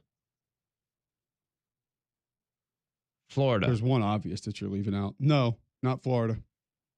You said no on Michigan, correct? I did. Notre Dame. No. Miami. No. Auburn. Yes. Is this including the transfer portal? 2025 recruiting classes. That's all I got. Tennessee. I don't know. Tennessee is there. Really? That is 1. So I'll give you that one. And there's 2 that you left off. Oregon was the obvious choice that you left off. I think you're right. Should always be considered. And then Nebraska. Yeah, and Nebraska's shelling out some cash. So yeah, they are. That is accurate. So when you think about the kind of money that's being thrown around, having to find these players, be it through the portal or to be able to do this through traditional high school recruiting, things are much different. I saw this quote from Hubert Davis, and again, this is basketball, so obviously football just a little bit different. We focus on a lot of the football staffs and how they're different and what they're looking to be. On his radio show Monday night, he announced his plans to increase his staff and hire a general manager. He said, quote, "The old model for Carolina basketball just doesn't work. It's not sustainable." How viable is that to football? And maybe where we're headed and what has to happen and what needs to be for these staffs and what personnel are going to be a part of college football staffs moving forward? Well, I know this. I know that Carolina is very much behind the times as it relates to their seating arrangement around their court. Like it's been generationally passed down. Like the premier seating around their court is archaic. Their model is archaic. So revenue generation model is archaic. Like the seats around the court should be going to the highest bidder. But because Dean Smith gave it to all his boys back in the day, it's been passed down to generation to generation to generation. So those that are buying courtside seats might have paid $15,000 for it like 20 years ago. And those seats now would go for God knows how much. So yeah, they need Well, first off, we can't get mad at what Dean Smith did because it was pretty good. So it's not Dean's fault that y'all hadn't changed it since. Well, so Dean gave it to all his boys back in the day. Dean won, so he could do what he wanted to. It was also before there was any ounce of like fair. That's on y'all to fix it once I'm gone. Though. They can't. It's not my fault that I did it my way and happened to win some championships. They can't do anything about it. It's at this point. So they're going to have to redo the Dean Dome to be able to get it to the point where they can flush some of the ways that it was being done and now sell those seats. And you have to make a significant, your $15,000 donation 40 years ago got you. And now you just have the right to buy the tickets. That's not the same anymore. Now those seats would go for $1 million a pop. It's interesting They're too. leaving That a ton of money on the table. He said that there are multiple positions that UNC needs to hire to adapt. Now, you said UNC behind the times a little bit. How about this? In addition to a general manager, he said a video coordinator and graphics and recruiting coordinators are also in the plans. Now, hold on one second. You're telling me that a top, 3, 4, 5 at worst? Where are we putting Carolina? In basketball? Top 3 at worst? You talking about historically significance? Basketball program? Yeah, I'd say top 5. No worse than 3. I mean, it feels like it's going to be a little bit of juggling at the top of Kansas, Duke, Kentucky, Carolina, UCLA. Yeah. Like it's literally those 5. I think those that I just mentioned are probably ahead of UCLA because of what they have done in the last 30 years. Stop it. You can live on the wooden days if you need to. That's fine. I will. One Tyus Edney run, but I didn't put Indiana in. Like I'm just saying UCLA. Neither did I. UCLA. Last I checked, UCLA went to the national championship like 2 years ago. Like I said, I know we have done the last 30 have years. I think that those programs I mentioned have stepped ahead Kevin of UCLA Love all the time. Give me another one in the last 10 years. Tyga Campbell. The guy from Jaime Jaquez. What's the VH1 show on BET, John? Or the TRL show on BET? Tyga 106 and Park? Yeah. Didn't Tyga host that? For a brief bit. Is that who you're talking about? I don't think it's the same person. I can double check for you. His son hit a hole-in-one the other day. That was cool. Nonetheless, he said the old model for Carolina basketball just doesn't work. And so we said you need a bigger staff to maintain things. If Carolina basketball doesn't have a video coordinator, a graphics person, or a recruiting coordinator, then I want to give a massive shout out to the last couple of coaches they've had for even being able to field a team. Because if you don't have a graphics coordinator in today's college basketball, how do you even know that you're playing games? That's a good point. How do you know whose birthday it is? How do you know who went to class that week? You can't even have a team without graphics. What do you do on signing day? Just tweet their names out? That's not a real thing. You can't operate a team without graphics in college sports. It's well said.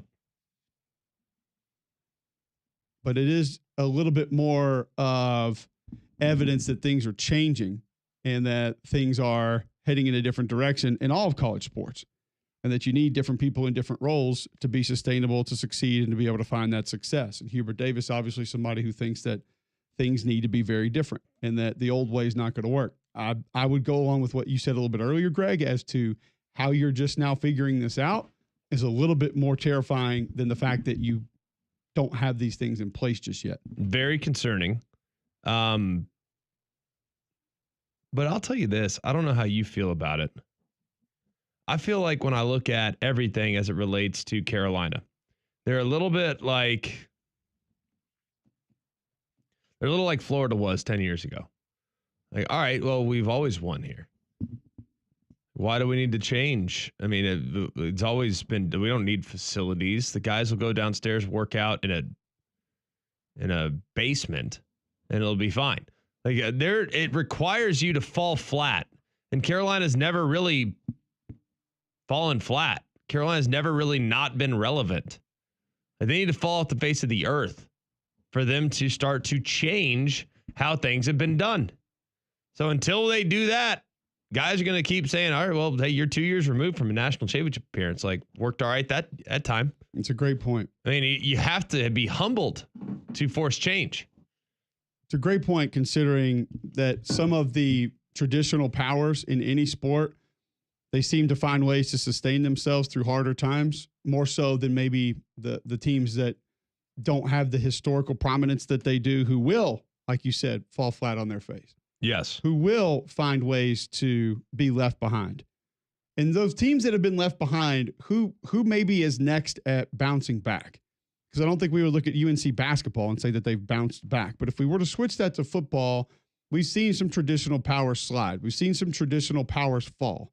If there were one that you believed is next to arrive again in a similar fashion that they did once before, yeah, who might that be? We'll have that discussion on the other side next, right here on Jocks 94.5.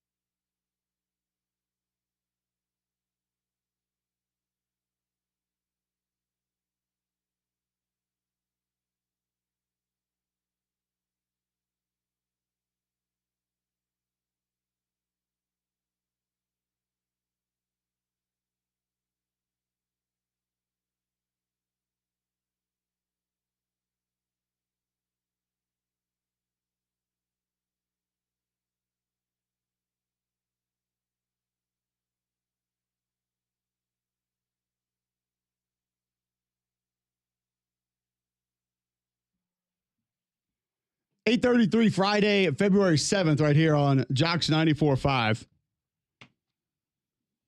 I do want to get to the off-season viewing schedule in our next segment. This segment will be about college football programs historically that once were and now are not, and maybe who else needs to show back up, find a way to get back into the mix. I don't know how much of a, when you think about from a need perspective, Greg, I don't ever view it as need.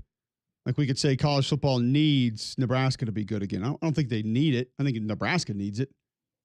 But I don't know how different college football would be if Nebraska was what they were in the 90s again, which I don't believe is going to happen because they had a very specific formula figured out for that time of college football. Correct. And it was a time when that offense was actually being utilized, like beyond Nebraska. But you also, I think the parts of 90s Nebraska that people forget about, like I've had this conversation with John Chavis before, who was at Tennessee, and they beat us in the SEC championship game, and then they played Nebraska in the Orange Bowl, and they got housed. And you could say, well, that was, that was just when Tennessee was getting going. Really? They had Leonard Little, Jamal Lewis, and Peyton Manning. Yeah. It's not like they were void of good players. I think Chad Clifton was on that team. They had dudes on that team, and Nebraska steamrolled them. And Chavis will tell you the story about how one day they were changing. They were practicing at the same place, and they were leaving, and Nebraska had just shown up, and that there were two 18-wheelers, I believe, just with their weight room equipment that they showed up with. And they kind of thought a different animal. They kind of back thought then. to themselves, like, hold on a second. Like, right. Maybe we should place a similar emphasis on this as to what they are. And Nebraska was the first program to have the whatever square foot weight room, 50,000, 100,000, 100 million square foot weight room that just, they were the first to really place that emphasis on it. Now, back to your point. Right. The emphasis on that also aided greatly in what was being done offensively at that time. Of course. Another It's part hard of, to simulate and it's hard to stop. correct. Another part of whether you wanted to go to Bear Bryant's Alabama or you wanted to go to the 90s Nebraska, like the roster development and additions were managed very differently. Their walk-on program was managed in a very different way. You think? And they had a lot of guys that played a lot of football, meaningful snaps, meaningful parts of certain teams that were walk-ons. And that's going to be a huge difference for them. Like you're 100% right. But the walk-on program, if they do shrink to 105, that's going to be different. But you're right. I mean, the walk-on program back then, guys would turn down scholarship opportunities, walk on, and eventually earn a scholarship, become the best player, best version of themselves. How many great players from Nebraska were walk-ons? A lot. Yeah, I think you had a bunch of offensive linemen, fullbacks like Schlesinger, some of those guys. I think we're all former, at least former walk-ons. Yeah, they all started that as way. walk-ons, right? Yeah. I mean, it's they had advantages in different ways. Big so time. to say getting back to what they were is going to be so much more difficult because are you going to go and find and be ahead of the times like you were then?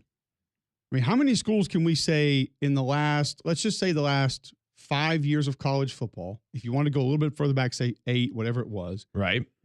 just before and post-COVID, we'll say. And it's unfortunate that we're going to use that as a time mark in history. It's the way it goes. It is. Have been ahead of the times, have been ahead of the curve. Because I know one school that's going to stick out, maybe more so than any other, that was way ahead of the times. Remember in 2021-ish, a team that had certain things figured out, and some actually by default, I'll say, because of how their because of how their fundraising department was set up internally. They had advantages that other schools did not. And then I know that there are other schools in the league that wanted to have same advantages, but couldn't because of how the hierarchy or bureaucracy of the actual university was set up, that they weren't going to be able to do that. And they felt like it was unfair. I think you know what school I'm talking about. I do. Everybody thought Texas A&M was ahead of the curve, right? Oh, man, collective. They got this thing figured out. Oh, the X amount for this player, that player, this recruiting class costs this. Let me go check the championships here real fast. Oh, yeah. None. So even the schools, Greg, that we've maybe said are ahead of the curve or ahead of the times or have things figured out, it's changing so rapidly right now, you almost can't be ahead of the times because the times are going to change again. Big time. So it's hard to say that a team that maybe had it figured out in the 80s or 90s or 70s or hell, mid-2000s is just going to be back because, we're going to find a way to get ahead of the times again. Right. What are the times you're getting ahead of? Because you don't even know. Nobody knows. And that's I think the concerning thing for a lot of these programs. Like, okay, we mastered this. Like, all right, we got this figured out. And then boom, things shift underneath your feet. And that's a tough thing to be in. There's a lot of teams dealing with that. It's a challenging circumstance to deal with. Very challenging. So I don't know who we look at and say is going to be next to be back. It's so hard to project that now because we don't know what lies ahead. And to be back, I think you're going to have to build it in a little bit of a different way. I mean, Coach Saban came to Alabama and went all in on recruiting and went all in on control of how he was going to run it, and his foundation and groundwork was going to be laid, and that was going to be it. Well, now, if you're going to, think about, we talked about, I've said it before, Greg, I'll say it again. The most impressive thing Nick Saban ever did was come in and take control of all of it, every bit of it. Yeah. The boosters, who had the say, who called the shots, the behind the scenes, so to speak. And he managed it better than anyone, maybe at any place ever. Right. Now, I can't go back to what, Osborne or Jimmy Johnson or Pete Carroll, I don't know exactly how they managed their things behind the scenes, but it feels like that was one that was going to be tough, and he did it. He pulled it off. Now, you got to go talk to the president or the CEO of a collective, who, by the way, with what just happened at Tennessee, have maybe become even more important than they've ever been before. So you're going to have to figure that out, and you're going to have to figure out how to talk to those folks. And then you got the Larry Johnson situation at Ohio State that's always going to be omnipresent at certain places, where you got assistants that have been around for 50 years because they know where all the bodies are buried and you can't get rid of them, and they can go behind your back and all of a sudden try to circumvent you out of there. That's a problem. So it's just difficult to sit here and say that, yes, I think Nebraska's coming back, or, give me another school that we think has a chance to be back to where they once were that was once great. Whoever that is, how are they going to do it? What's going to be the advantage that they present over whatever other school is not going to be? And by the way, all of these teams that have figured part of it out, what happens immediately the next year? Everybody else is doing it. And that's the problem. That's another maybe massive advantage that Nebraska had in the 80s to the mid 90s is how many games were on TV each week? And how many people were doing reports on game day or any other TV show or any other internet source of how they were doing things. Everything that everybody does is being reported on. Everything. And half these coaches want it out there. Hell, Dan Lanning's making movies about every game they play with behind-the-scenes footage. Notre Dame has a behind-the-scenes footage video that comes out every week. And the kids are the ones that are using that. Right. You have to have that now, except North Carolina basketball, I guess. They don't even have graphics. Don't need them. They always won without them. What do? They take a screenshot of their box score after every game and tweet that out? I haven't been keeping up with UNC basketball. Are you going to start following? Take a look. How do you, I guess the better question, Greg, now would be if you are one of those teams that at one point in time had sustained success and you're struggling to find it now, how do you get ahead? Is it just money? Is it just finding different sources of revenue? That's what's made it really hard, I think, for a lot of teams, because it never used to be just about money. It used to be about a lot more than just money. It was a lot about, a lot about tradition and being able to sell other aspects of your university. And hey, we have a great engineering program. You have interest in becoming an engineer? Perfect. We got an engineering program for you. Hey, you really like the idea of majoring in health sciences for animals. All right, awesome. Well, we have a great veterinarian program. Like, we are terrific when it comes to that. We have a highly unique ROTC program. You're interested in the military. Perfect. We have that for you. It used to be about so much more than just money. Now it's highest bidder. Let's go. Yeah. Oh, you know what? I really want my parents to be able to watch me play. That was a huge one. Do they have a screen? Now it's that. Well, you'll find it if you have. All you have to have is a screen somewhere. Well, they'll be able to watch you. You drew a circle, 5-hour radius in any direction. You drew a circle around your campus. 5-hour. That was like the rule. 5-hour radius around in any direction, 300 miles, any direction. And 95% of your team was coming from that circle because people wanted to be able to drive in and watch their kids play. The Howard Schnellenberger approach, how he rebuilt Miami. Well, that was 50 yards in every direction from Coral Gables. You didn't have to go 500 miles. But he was the first one that said, we're going to draw this circle, and that is going to be 90% of our emphasis. Now, he had some advantages of that circle. I mean, not a lot of folks can, Kirk Ferentz can't draw that circle and get the same kind of talent. I don't think that he could. But you look at it, and some programs, maybe we don't give enough credit for being back. And I think the problem that we have when we have this discussion is back to what? Because being back to pure dominance is probably going to be rare for anyone right now. Like, as SMU, have they not had one of the better bounce backs in the history of the sport? The program was dead. They were in the playoffs last year. They were dead?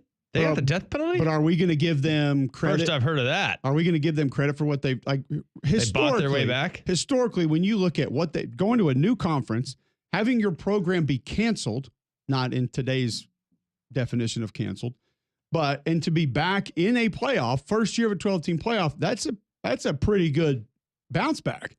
But they're not going to get the credit they deserve for that. No.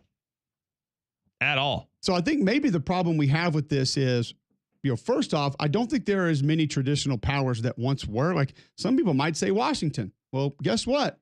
They played for a national championship before last year. That's technically back, is it not? They had gone away for a minute and they had bounced back. So, like, I don't think there's many programs that were just once great and now are down on their luck, because you could say Tennessee is at least knocking on the door of being back. Tennessee was also their own worst enemy there for a little while. Fair. But they were a team that was dominant for a minute, and then all of a sudden. But they could have gotten back. Gone. They wouldn't have disappeared as significantly as they did if they had some leadership. I mean, it was embarrassing, some of the things that they would do. I mean, it was unbelievable, some of the things that they did in a however many year span of how many different coaches they go through. So is it more of a question of how do you get back to relevancy as opposed to dominance? I think there's a confusion in that question, and the relevancy thing is happening and has happened. Look at Colorado. I mean, Colorado won a national championship, and Colorado now is relevant again. It's getting back to the dominant portion that they once maybe had been. That's never going to happen again. It's not going to happen in today's college football. It can't. You don't have the advantages. A lot of the advantages have been stripped away. Some good, some we might not think good. And some are becoming advantages for other programs. Maybe SMU, one of those, being able to go get guys from other Power 5 schools and say, come play for us. Some programs using both. Miami. Hey, we're going to get kids from here that want to come play here, that we can draw that circle still. But you know what? We'll go get this other kid that played in Incarnate Word a couple of years ago, and he'll make us better than we were the year before. I think we confuse, like you said, Damian, what is the question? We confuse being back with being back to what you were. Mm-hmm. Because, I mean, you took like Florida State right now. Well, they were undefeated 2 years ago in the regular season. Were they ever really gone? Maybe for a second. Like this year they were completely gone, vanished, not relevant at all. So I think relevancy and stretch of dominance are where we get a little bit confused, and there's some gray area there because the stretch of dominance is probably never going to be obtained again. I don't know if that's ever going to happen. Would you agree with that, Greg? Probably not. You're never going to see what you saw. And people are like, well, we just need to get back to doing it the way Bama did it with Saban. Like, it's never going to be that way again. The time has changed. There's a reason why Coach Saban retired, because he knew what he was doing and the legacy he built was unsustainable. Also, their players are harder to deal with nowadays. Well, and there's some people that okay, so we'll take that point. He always said I'd retire when I couldn't do what I always did. And he couldn't do what he always wanted to do in this climate. Can't. It's impossible. And therein lies the problem for a lot of schools. Now we'll give you some added value here on Jocks. I'd like to introduce you to our friend and wealth advisor, Tad Hill, your trusted retirement planning partner. Tad's a co-host of the Retire with Freedom radio and TV shows in Birmingham and Huntsville. Also been designated by Forbes as the #1 financial securities professional in the state of Alabama multiple years running. Tad, what do you have for us today? Thanks, Cole. What I want to do today is talk about the foundation of retirement planning, which is income planning. And what income planning boils down to is how are you going to replace the income that you need in retirement once your paychecks stop? First, we have to figure out exactly how much are you going to need from your savings and investments. We need to start with how much is going out the door, and then exactly what can you expect from sources of income like Social Security and pension.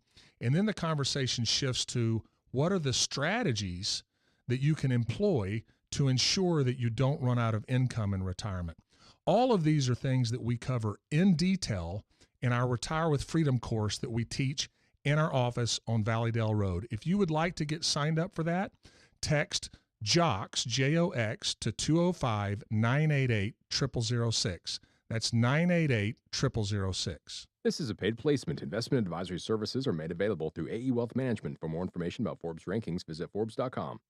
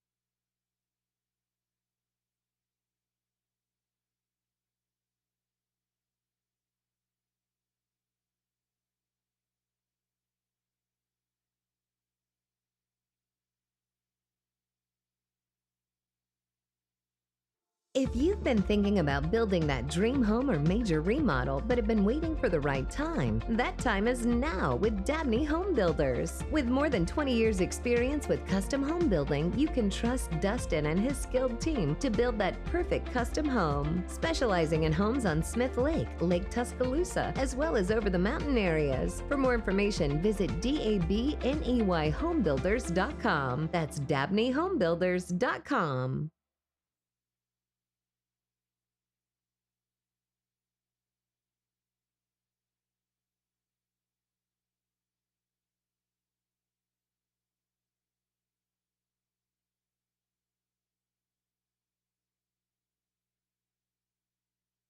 UAB Medicine and St. Vincent's are coming together to improve the health and lives of those we serve.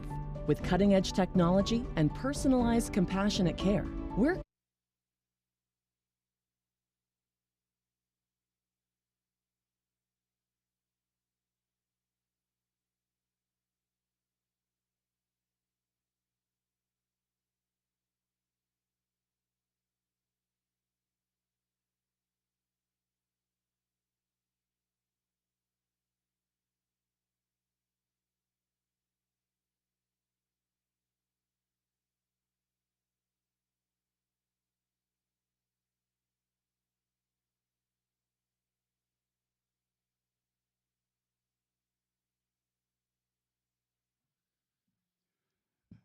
So I believe the counter, Greg, to your point of Coach Saban's quotes before he walked away. Yes. And what some people might look back at and say, well, people said that what Bear Bryant did would never be replicated to an extent again either. Yes. And then Coach Saban was able to come in and do that. Yeah. And let's be honest, Coach Saban did with gray shirting, blue shirting, the emphasis on recruiting. I mean, he found some things that some folks didn't really know about or weren't really putting emphasis on yet, or doing things in certain ways that weren't being done. Now, I don't know if those are 60, 80, 70% of why they were successful. Maybe more very small, minute percentages of why able to help him find a little bit of success. I think the totality of it was just the work that he put in it and how he put the work into it. But I think that has something to do with it. I also think, Bear Bryant did it in a time where it was not that difficult to do it. Not discrediting what he did. It was just easier at that point to elevate and sustain. I think that was. But not a lot of other folks were doing it the way he did it. No, he also had to adjust a bunch of different times. And then you look at what happened in the BCS era. It's a different time. Now in a 14 playoff era, or a 12-team playoff era, I think it's going to be hard to do, because now look at the recruiting. Look at recruiting and how it's spread out now. There were of the 4 stars, and look, I think stars are bogus in some cases. I really do. But I do think there is some type of correlation in this particular instance. 10 years ago, there were 15 schools that signed 8+ 4-star players. 10 years ago, that's in 2015. 15 schools that signed 8 or more 4 stars in their signing class. This past year, 2025 signing class, signing day was 2 days ago. There were 25 schools that signed 8+. What does that tell you? Talent is spreading out because it doesn't matter. You might have 20 million to play with at Ohio State. You can go get 16 or 17, 20 4-star players. That's great. Probably in that signing class, you're going to have 7 that contribute. Still pretty good. Well, if the teams that are signing 8 4-stars, if they hit on those 8 4-stars, they're just as good as you are, even though you paid 3 times more money than the team that went and got just the 8 guys. Like if you're a priority for Kansas State, you can get paid.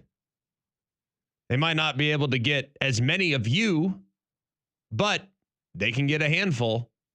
It's just about whether or not they can hit on that handful. Yeah. So I think the parity is different. And I think Nick Saban, if he were coming up right now and he were the head coach at Alabama, if today was 2007, but he actually took the job in February of 2025, I don't think he'd win 6 championships, if you want me to be completely honest. It's just because it's not designed to allow for dominance. It's not. It's just the parity. You can't stockpile rosters now like you could back in the day.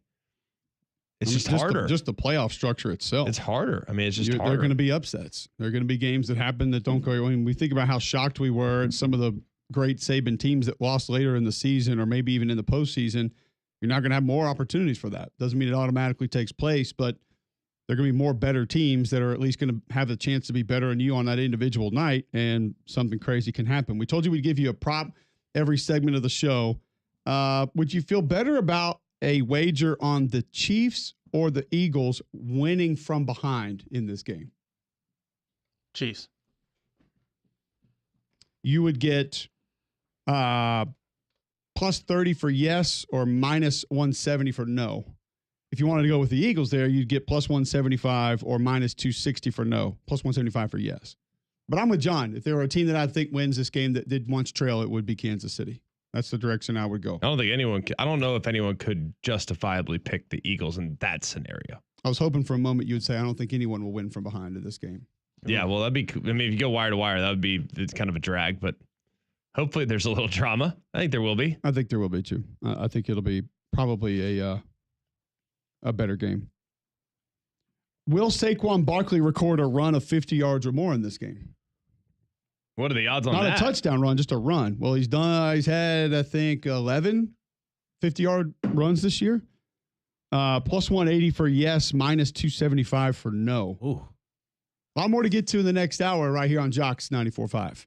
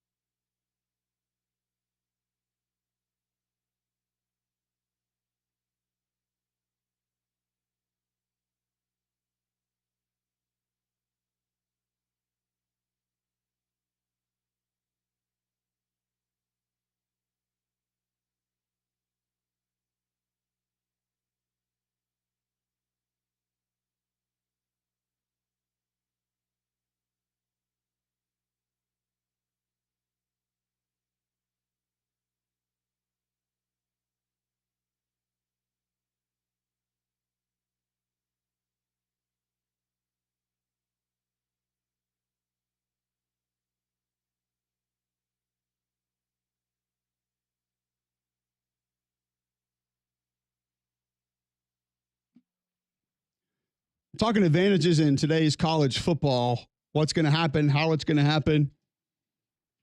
Can teams go find different ways to finagle new advantages?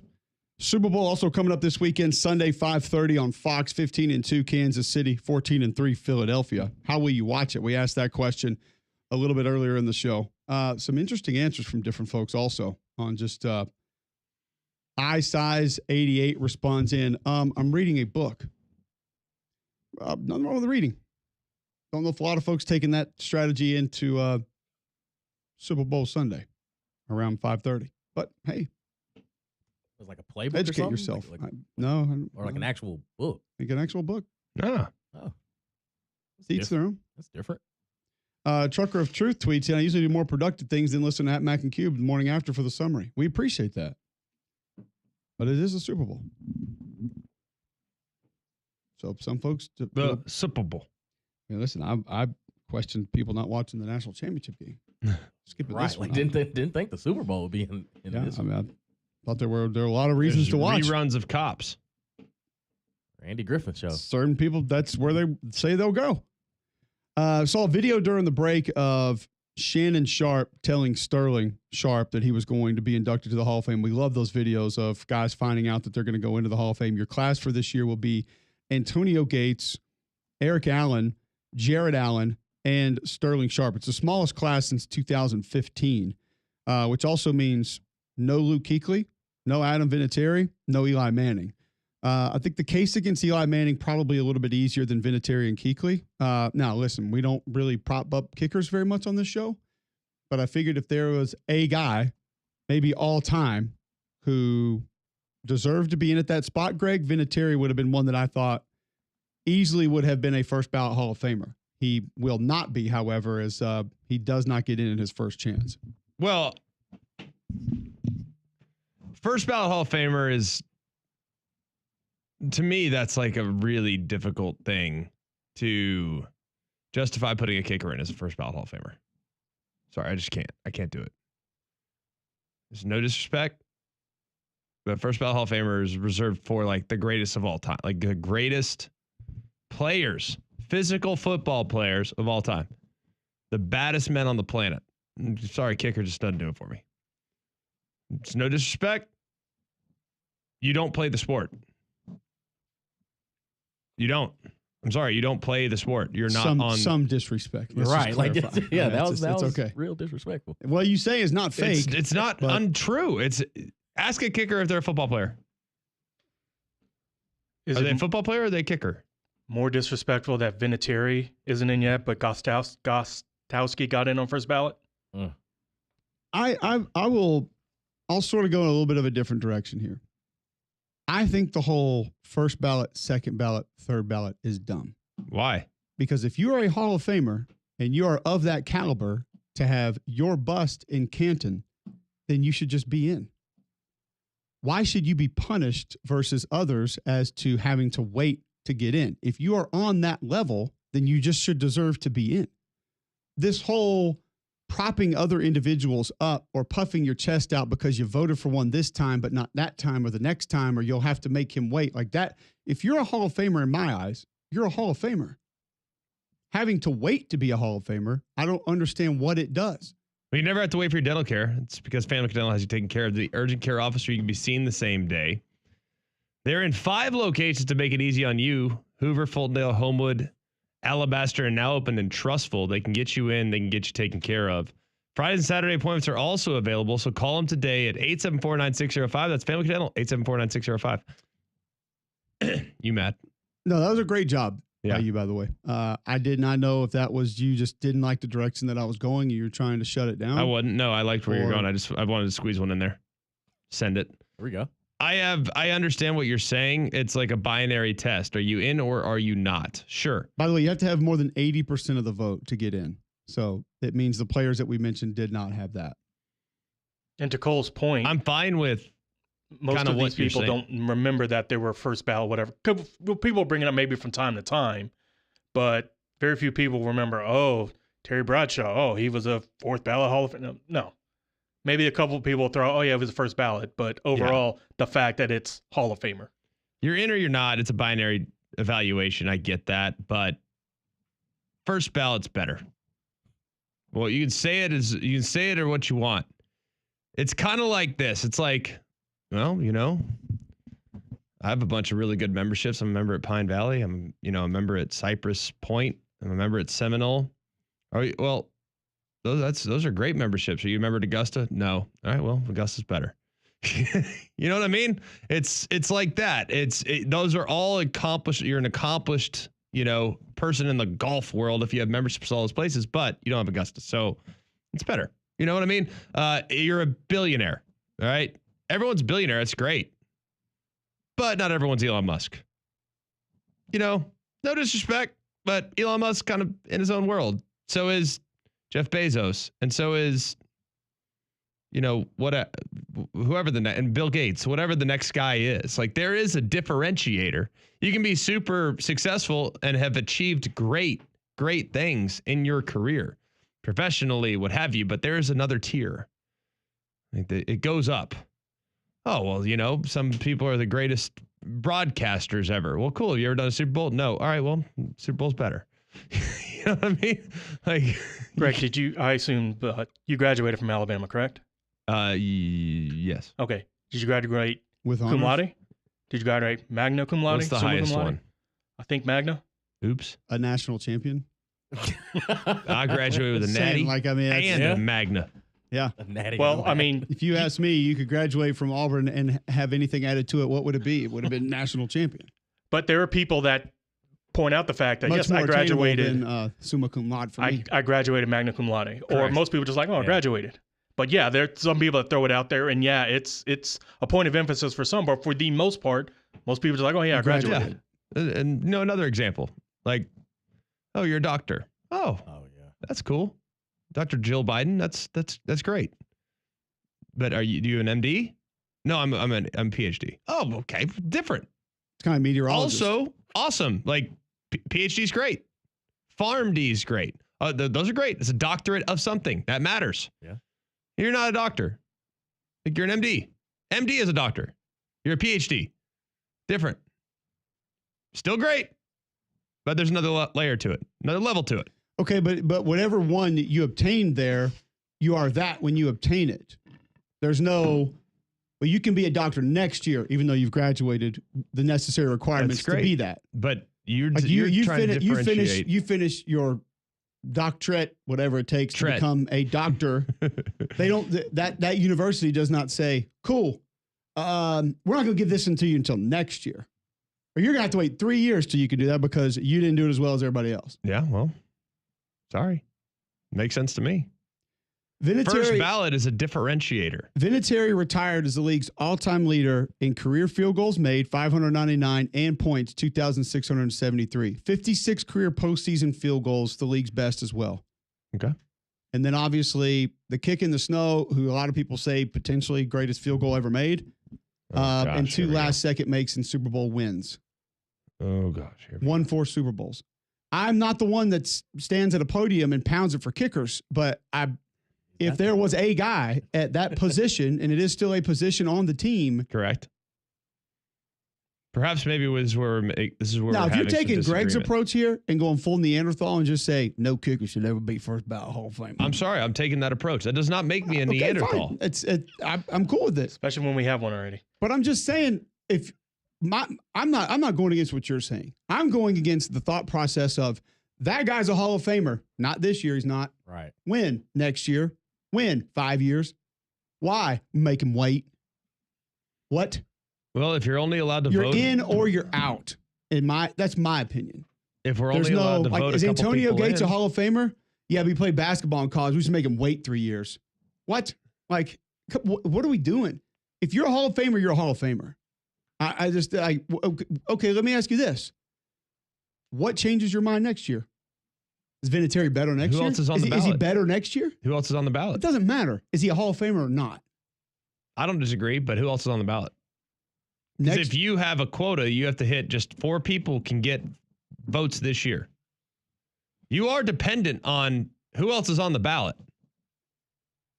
If I get to vote on who makes it into the Hall of Fame, there's only 4 people that I can say yes to. or 3 people that I could say yes to, then guess what? Vinatieri might never get in my eyes, depending on who else is also on the ballot.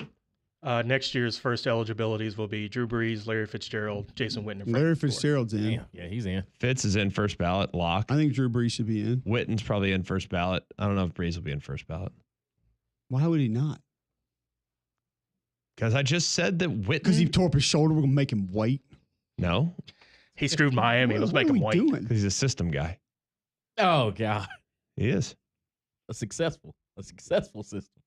He ran it efficiently. Like Ran both systems Yeah, right. efficiently. You're Right. gonna Yeah. You're going to say about, Two different ones. is that what you're going to say about Bo Nix too? No, with systems Same involved. guy, right? Yeah, same guy. System guy. Didn't work so well for Russell Wilson. System. He's not a system guy. He's proven that in Pittsburgh. I think Russell Wilson should be in the Hall of Fame because he's not a system guy. Plug and play. He took his own path. That has nothing to do with Bo Nix. I love that you made it about Auburn. That makes me happy. he's That'd be Oregon, by the way. Oregon. Oh, he's Auburn guy. Nah, I've been told he's At, Auburn guy. at one point was. I Once Auburn guy, always Auburn guy. Finished his career at Oregon. So Don't is shoot the TJ Finley. messenger. TJ Finley. Yeah, that's the way I look Zach at it. Calzada. And people get fired unceremoniously. TJ Finley. And others. Landon King. I just I feel the same way for baseball. I feel like, and then we see these guys from the 30s that all of a sudden get in. It's like, oh, now he's good now. We just remembered he's good. Dependent on, well, first of all, that's out of like the voter. You have like the historical committee that puts guys in too. Like if you actually talked, and I think you were with me. Didn't we talk to, what's his face about this? The former safety that we talked to during the XFL. Oh yes. Who was it? But listen, What was the guy's name? I just don't. I can't recall it right this second. Yeah. But I don't understand why you would think someone deserves to be in, but they didn't deserve to be in the previous year. And now what you say about going up against other people's and maybe they take a portion of the vote. I mean, I guess I could sort of bend my brain to believe that a little bit. But if you believe someone had a good enough career to be in the Hall of Fame, I don't see how your mind changes on that. I don't see how you say he's not good enough to be in Canton now. But you know what? And without playing another down, next year, yes, he can get in. I'll allow it. And that's what I think it is. I think it's voter ego. I think it is this badge of honor that they wear to say, well, I didn't vote in first ballot, so don't blame me for that. Like what's the punishment? What level of punishment you deserve based on your greatness or lack of greatness or extra greatness or subpar greatness that you deserve to be in this year or next year, or we're going to make you wait 4 years before you actually get it. You're in, you're in. And some of it maybe is dependent on the voting structure and the criteria to get in. Okay. Like I'll at least hear your argument on that, but it doesn't go against the fact that if you had that good of a career, like no one's sitting there and saying, Dan Marino didn't win a championship, he's not in. He's one of the greatest quarterbacks ever live. Period. That's the end of it. You stop it right. Like the sentence stops right there. Like Charles Barkley. He's one of the greatest basketball players ever. You put the punctuation there and then you move on. You can have all your subtext conversations that you want to, but he deserves to be in because he was that. Like Marino deserves to be in that. You know how many other kickers are in the Hall of Fame, by the way? Anyone? Should be. I know how 4. many should be. 4? I was gonna say 1. 2. I was going to say there's might be So 2. he would be the 3rd ever. So Morton Anderson, Gostkowski. Jan Sternrud. Stenrud. I don't Stenerud. I'm going to be honest with you. I've never heard of him. They probably made him wait 20 years to get in. Should have been longer. He was inducted in 1991. I bet he played in 1801. 19. Make Jan pay He played 19 seasons. from win to win. Let's see what years he was out. Dude was kicking off the pavement. He kicked in the AFL and the NFL. So Well, he's got the old. Yeah, he didn't play in today's football, so Yeah. make him wait. 1967 and 1985. Goalposts for 50 yards wide. Like what? And he's a one-time champion. Like Adam Vinatieri clears him and everything. Well, it's See? a comparative. Been trying to portion of tell that. y'all. It's not even close. I got no time for And then it. there are people that'll bring out the conspiracy theories that the folks on that Patriots run are being punished. I'm just giving you what the people will say. When I say Robert Kraft, would you think Hall of Famer? I think so. Nobody's in. I'll say yes. I think so. He's not in. What? He's not in right now. It's very dramatic. He's not a Hall of Famer. Okay, well, good. Rodney Harrison, Vince Wilfork. There are certain guys that they think are being snubbed because of their involvement with said franchise. We'll show them. They should be Cheaters, Make them wait. pumping up the ball. They should have pumped up the bow. By the way, if Brady was letting arrow the ball and having success with it, why did Roethlisberger not? Because it's Why did illegal. Rodgers not? Because Why did Manning not? Okay. Some of us like immorals. And tell us more about your squares for Sunday. I'm sorry. A little action does not make it immoral. It is no longer taboo Moral to have a little police. action. Wrong state. You got police protection. You're fine. Yeah, you good. Cheating the integrity of the Ain't game. nobody coming to my house. This is coming from the guy who sat there and has told the story multiple times on this show that he yelled the play calls to a DB during a game. Yet, That's savage. integrity of the game. I don't care about it. I think if you can get it, go get it. If they're dumb enough to let you do it, that's Hey. your fault. Exactly. Same team. Now, Connor Stallion's getting press credentials for other teams and sneaking on the side. Okay. Yeah, that's That's a little extreme. A little But disturbing. hey, Bit much. you know what? stop it. Shouldn't have been doing the things that were easy enough for him to get with his picture-taking sunglasses to go and give that to other teams to have advantages against you. Yeah, McElroy. And shouldn't have had other coaches on other staffs giving him information about said teams. But they did. That's the way it goes. All right. If you're looking for furniture to go out of your house, you should probably call Crocker Moving Services. They're a local company owned by an Iraq War veteran, Eric Crocker. Crocker believes in hiring movers you can trust to complete full background checks and run drug tests on every single employee. These are good guys, and you can trust them in your home. But you need your whole home packed to move your company headquarters from across the country, or you just want them to come rearrange your living room. These guys got you covered.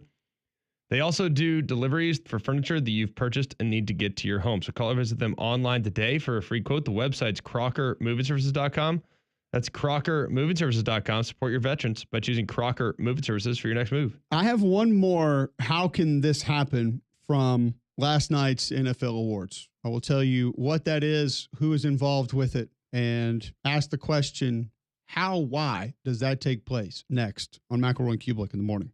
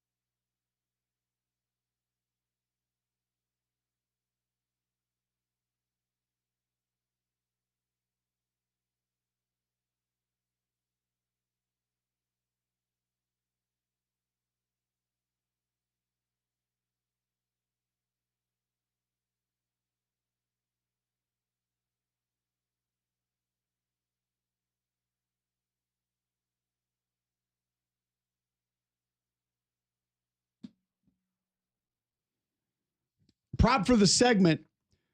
Will any scoring drive be less in time than the national anthem?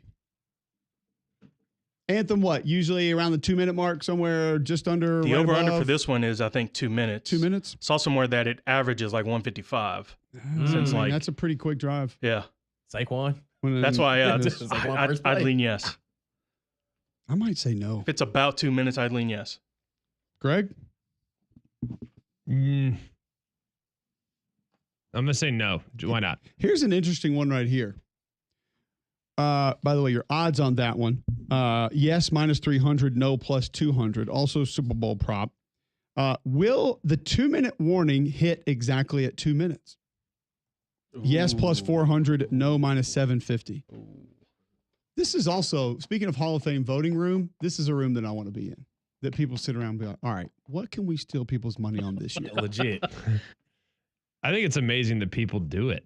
Like we talked about the context ones, context props sometimes. Yeah. Will a Hail Mary be attempted? I think Because depending on score, Probably time remaining, Yeah. we could make the an odds are argument. no. that- Does first half count?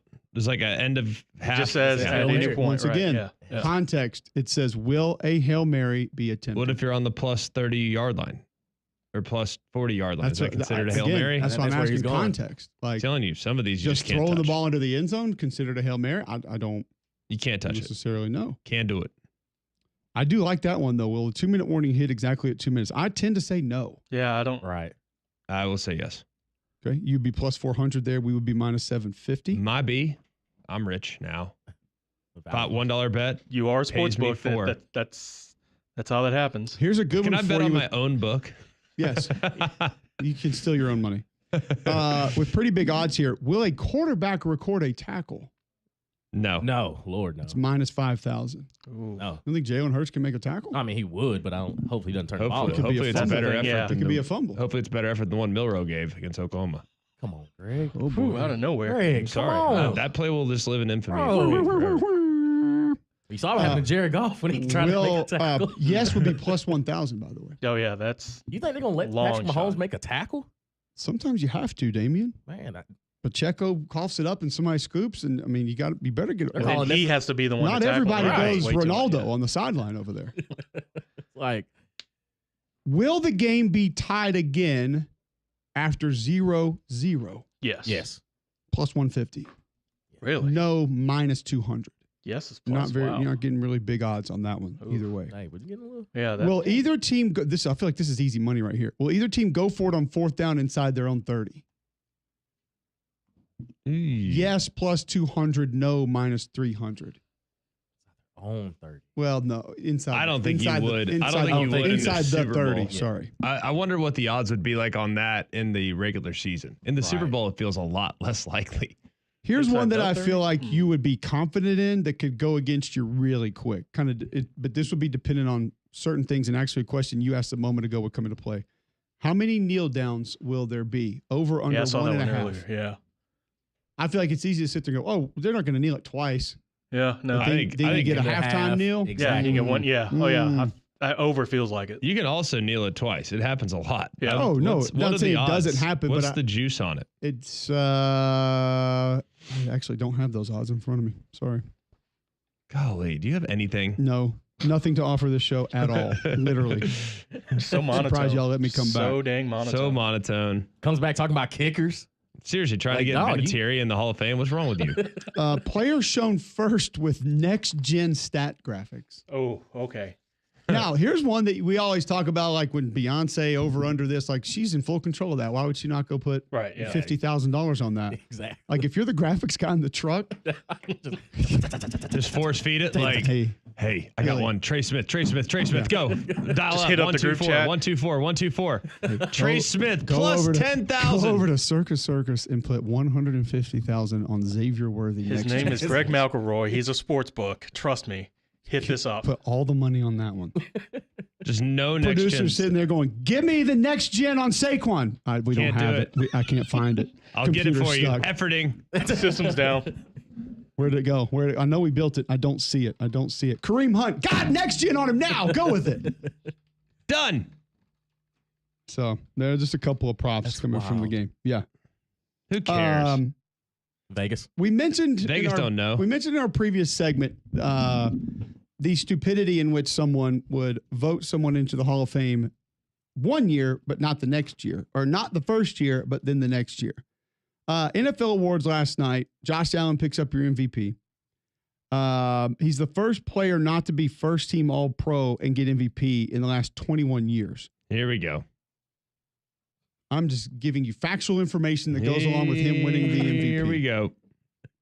Third player to win the MVP for the Bills franchise.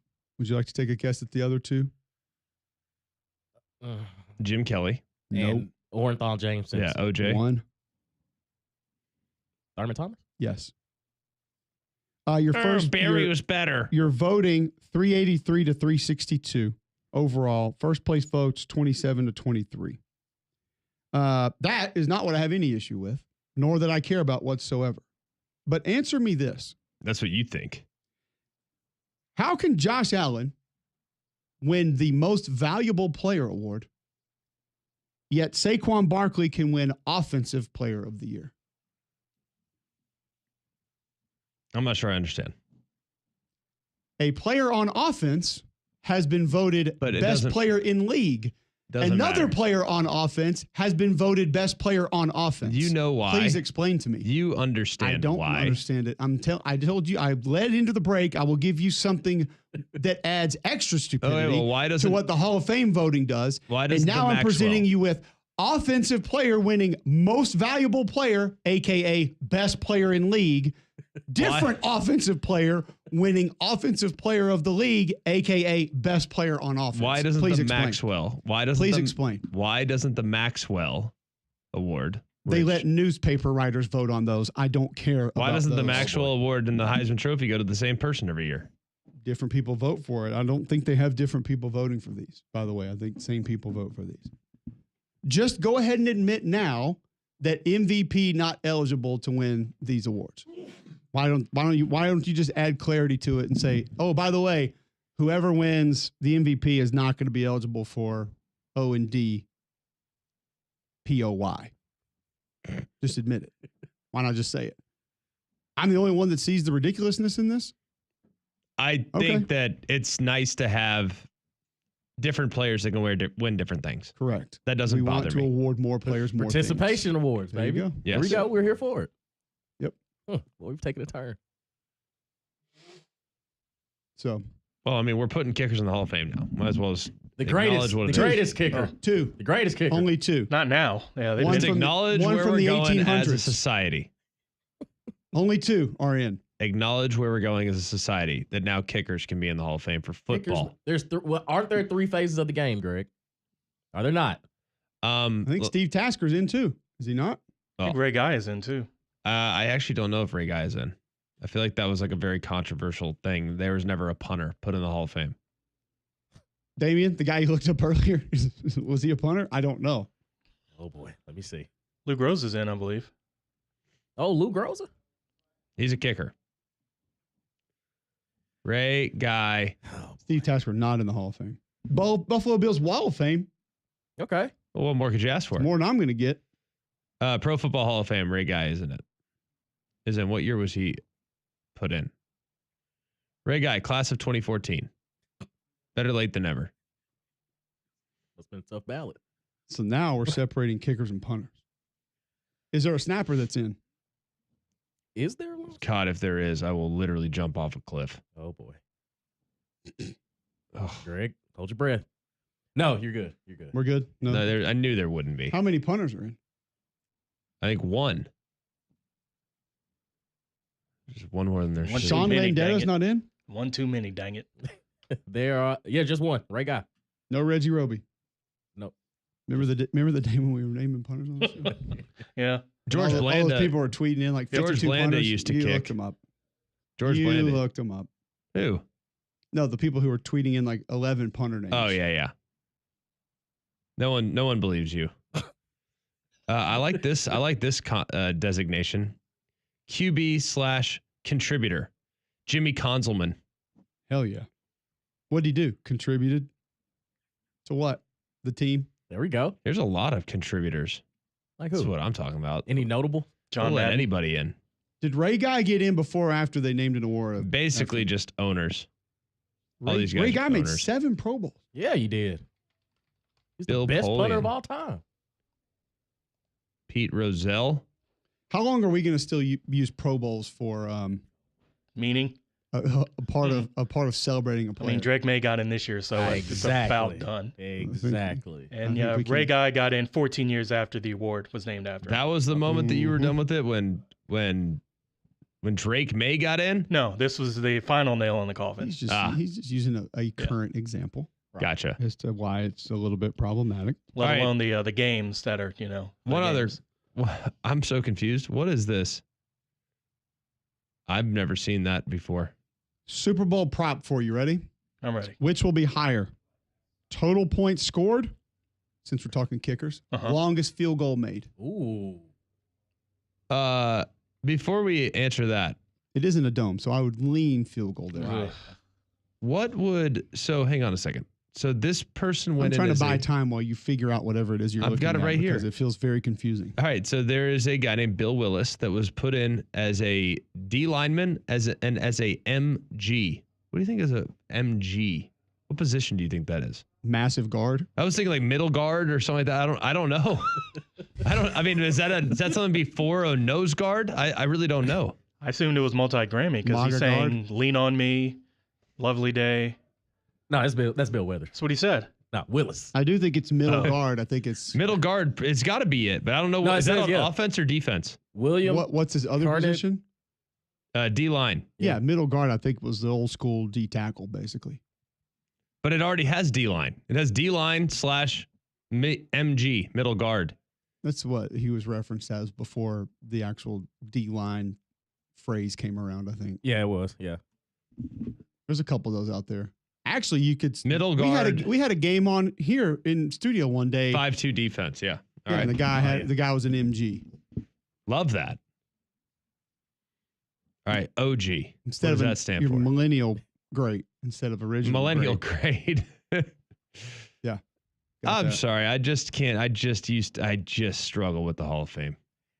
And Some here, of these guys are just so and elite. to Bill Willis's credit, he did this at 6'2", 213 pounds. Quickness. Middle guard. Twitch guy. Yeah, he can shoot the gaps. You've always said forever, like those little undersized guys are the Tough to toughest. handle, man. Doggone Hall of Fame. Josh But you Mallard, don't want kickers Georgia. in Hall of Fame. Okay, all right. Alma College. Oh, George Allen. Okay. It's like, what is Alma College? This is interesting. Hold on, Greg. Where are you on announcers, owners, commissioners being in the Hall of Fame? Shouldn't be in. Oh. So you're never going to the College Football Hall of Fame. It's fine with me. So it's just offense, I mean, defense. Those only people can get you in. did play too, so that you would have that going for you. If I don't get in the Hall of Fame, I don't care. What about combination guys, like guys who had above average college careers, great announcers or great coaches, but not like all time Hall? Like if you're not a Hall of Fame coach or a Hall of Fame player, but you were on the brink of both, would you say you're in because you did both? No. Okay. If they want to have a broadcasting Hall of Fame, fine. You can go in that. You want to Do have a they? coaching Hall of Yeah, they do. If you want to have a coaching Hall of Fame, fine. You can do that. If you want to have, do a coaching Hall of Fame for all sports. That'd be great. Best coaches ever. Like just coach Hall of Fame. Yeah, just coach Hall of Fame. Okay. There's a sports broadcasting Hall of Fame. There is. Yep. Val Ackerman is in. Mike are in too. Oh, The show or the individuals? Charles I Barkley's think it's in. a show. He there we deserves go. it. Chris Berman, Terry Bradshaw, J.B. Brown, Hubie Brown, Jack Buck, Joe Buck. There so you go. Let's Vince go. Lombardi See? shouldn't be in the Hall of Fame. I mean, he played, but he only played 2 years. Gregory. Well, I think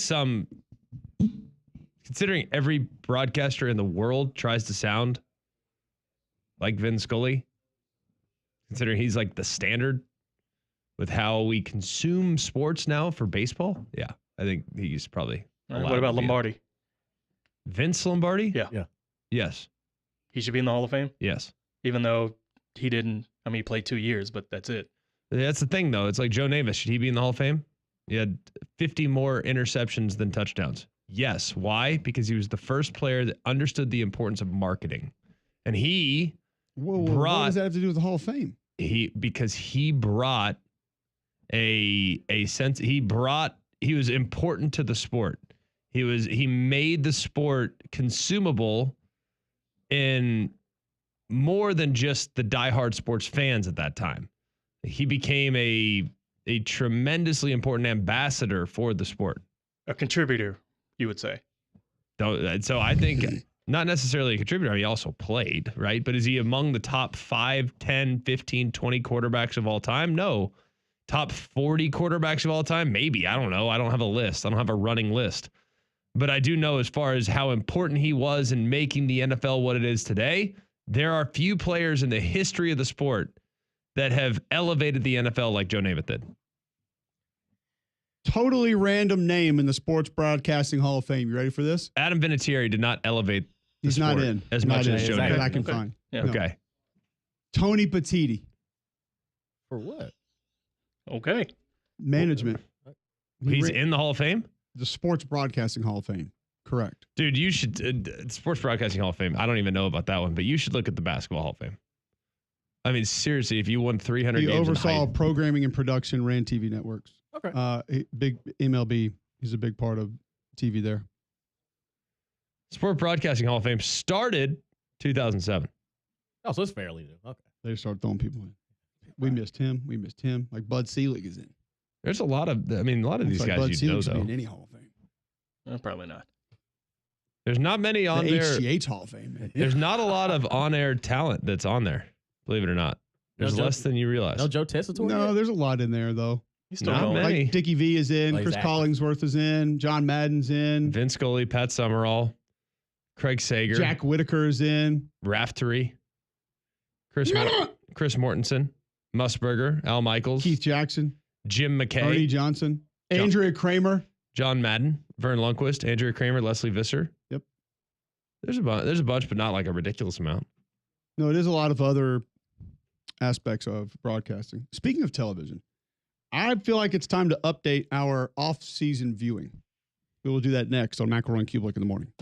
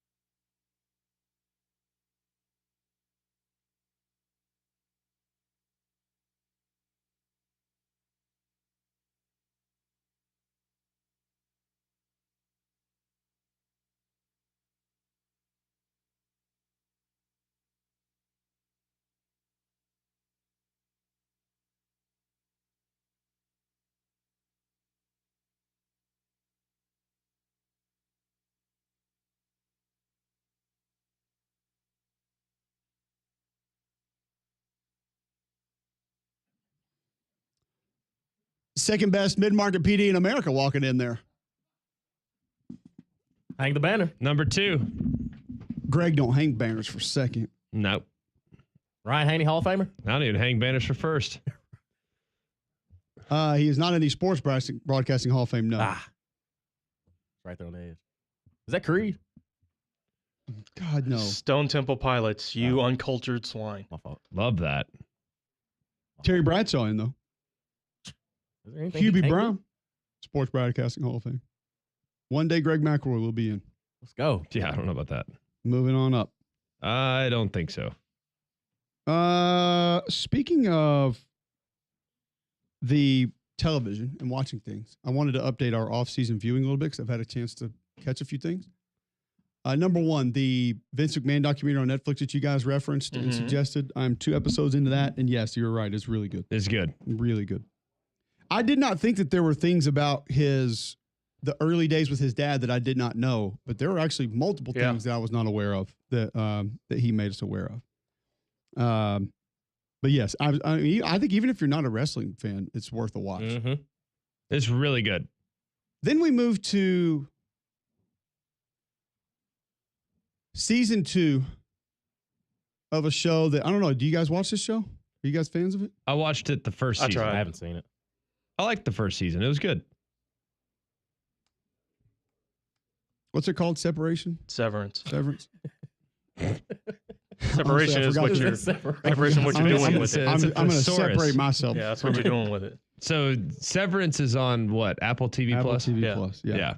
Yeah. I did enjoy the first season. Even the end of the first season got a little out of whack. But I have to say, I think I'm completely out on this show now. I have found myself, and this is one that my wife and I watched last year together and watching together now, or trying to. She's not as out as I am. She's like, I kind of want to see where it goes, but I don't have to see it anymore. Yeah. But once you get to that point, you never finish it. There have been multiple moments through, I think there's only 2 episodes in the new season, season 2, that we have looked at each other and said, okay, is this what's happening with him here? I don't know. All right, so she's basically doing that. I'm not sure. And I tweeted something about like the live goat farm inside the headquarters. That I think that's probably it. I think I can shut this down now. That was the last straw. To which multiple people responded to said tweet like, you just don't understand this or that. You need to try this. That's definitely it. And now you know what? I'm ready to fully admit, I don't think I'm smart enough for this show. And that's okay. I don't think anybody is. I think I that's need to the whole dumb my thing. television down a little bit, which is why I'll be watching football on Sunday. Instead of reading? Yes. I mean, I just don't. I think there are certain, and John, you brought up Twin Peaks, which I did not watch during the break. And I feel like there are certain television shows that some people get into because you're allowed to use your imagination to figure out what's happening, but Yes. that might not really be what's happening. And so people get really into it because what they imagine is happening, they think is really cool. Right. But in reality, we don't know what the hell's going on. Yeah. That's, No. 90s, Was that what Twin Peaks was? 90s, it was Twin Peaks. I thought Twin Peaks was about volcanoes. No, that's Dante's That's Dante's Peak. Same thing. Same thing. Sort of, kind of, yeah. In the turn of the century, it was Lost. Dante's Peaks, that's where you go watch sports, right? Well, Lost Maybe. like started as Man-sized a, portions, I think. Lost started as a great concept for about 3 seasons, and then it was like, it was, all right, where do we go from you here? figure it out, audience. You know what it is. Yeah. But there was a debate there of, was it aliens? Had they teleported to another dimension? You just figure it out. Yeah. And now it's Severance. But I don't think there's any figuring this thing out. Probably not, no. I've tried to watch First Guy. I just couldn't. And my wife brought this up too the other day. She said, why are all the cars like 80s and 70s vehicles? There are no updated vehicles in the show. And I feel like it's Ben Stiller just kind of trying to like make it cool. Like, oh, you drive a 1978 Volkswagen Golf. Yeah, that was a thing. Believe it or not.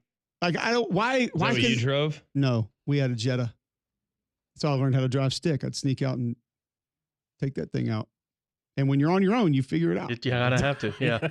Just when you hit a red light on a hill. You gotta do what you gotta do. That RPM is going to hit red.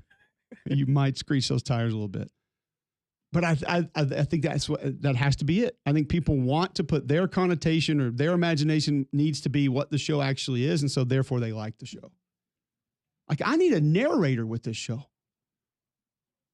Like, when we go to, what is it when all the countries come together? The UN? Yeah, that thing. And they have they have the headphone on Everyone's one ear. got their, yeah. So they're translating what people are saying. I need that for Severance. I need to sit in my living room, put the headphone on one ear so I can hear my wife in the other ear when somebody's actually telling me what in the hell's happening on this show. You need a Severance translator. I don't think Yes. it's likely Okay. that you get that. I need it. I need bet somebody you to do. say, like, I don't want to. Am I ruining it for people? I don't think I can ruin it because you're going to think of whatever you think of it anyway. Right. And you don't know what's going on. Just like I don't know what's I'm going on. out. Yeah. Don't. Like, why does the wife need to come see the other guy?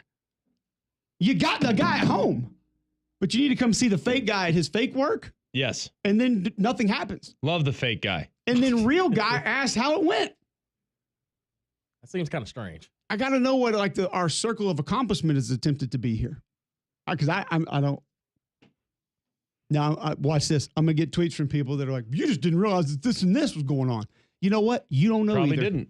You don't know either. You think you know, and that's why they want, and that's why you think the show is good. All this is Mad Libs for television. Maybe. It's just filling in the blank. I don't know if I'd go that far, but I like where your head's at. Okay, well then it's the old storybook of take the path or the cave. That's all this is, except your imagination determines what the show is, and so you think it's cool. None of us know what's going on. We'll finish it up next on Mac and Cube in the morning.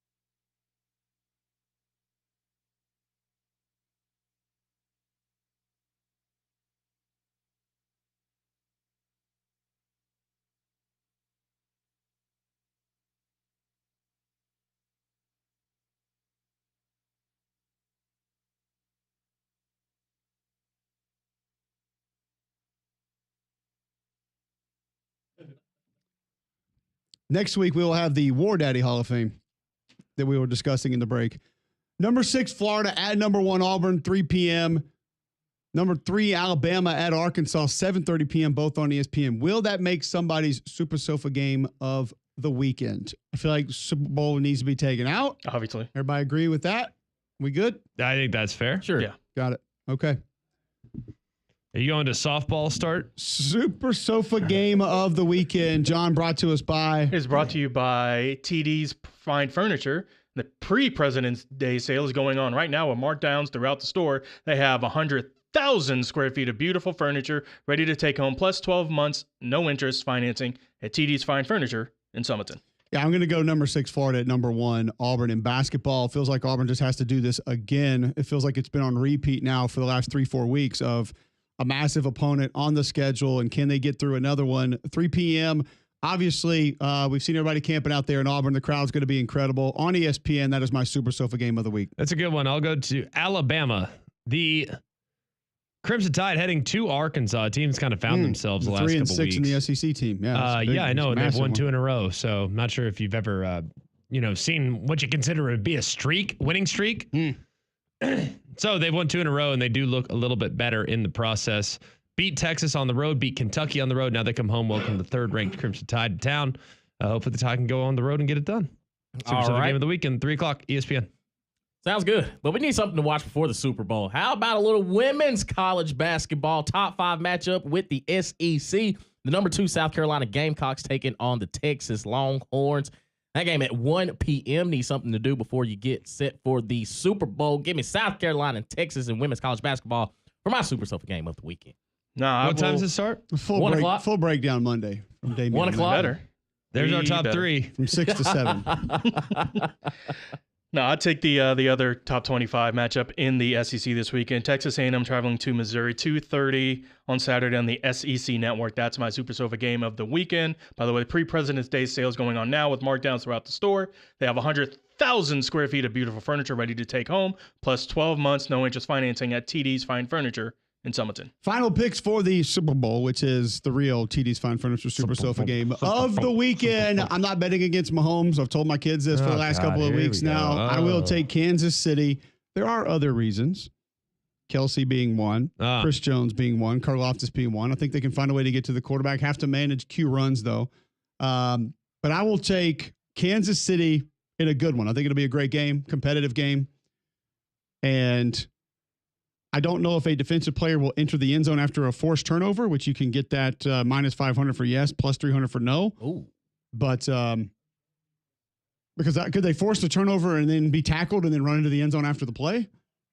It sounds like a yes. Technically, they're in. Okay. I want you to just bet on some obscure bet, and that's going to be the one. We'll see how it goes. I want my money. Love that. I am going to take the Eagles. I think they have the better roster. I have faded Patrick Mahomes and the Kansas City Chiefs multiple times in big games in the past. I'm going to do it again. I think at some point, got to strike gold. So I will take the Eagles. Got to. I'm going Kansas City Chiefs in the close one. Patrick Mahomes, 2-minute drive, keeps doing what legends do. The 3-peat happens for the Kansas City Chiefs. John? First time ever in the NFL, we get a 3-peat. Chiefs win. There you go. 3-peat, we'll see if that puts Patrick Mahomes in the Hall of Fame. I don't know. I'll have a discussion about it on Monday. War Daddy. Greg wants the War Daddy Hall of Fame. We'll discuss that Monday as well. 3-Man Freud coming at you next. All the college football news that you need. Paul Feinbaum will follow them right here on WJOX. You can hear the Super Bowl right here on WJOX Sunday if you are riding around and need a place to tune in. We're back Monday, 7 to 10 a.m. on Jocks 94.5.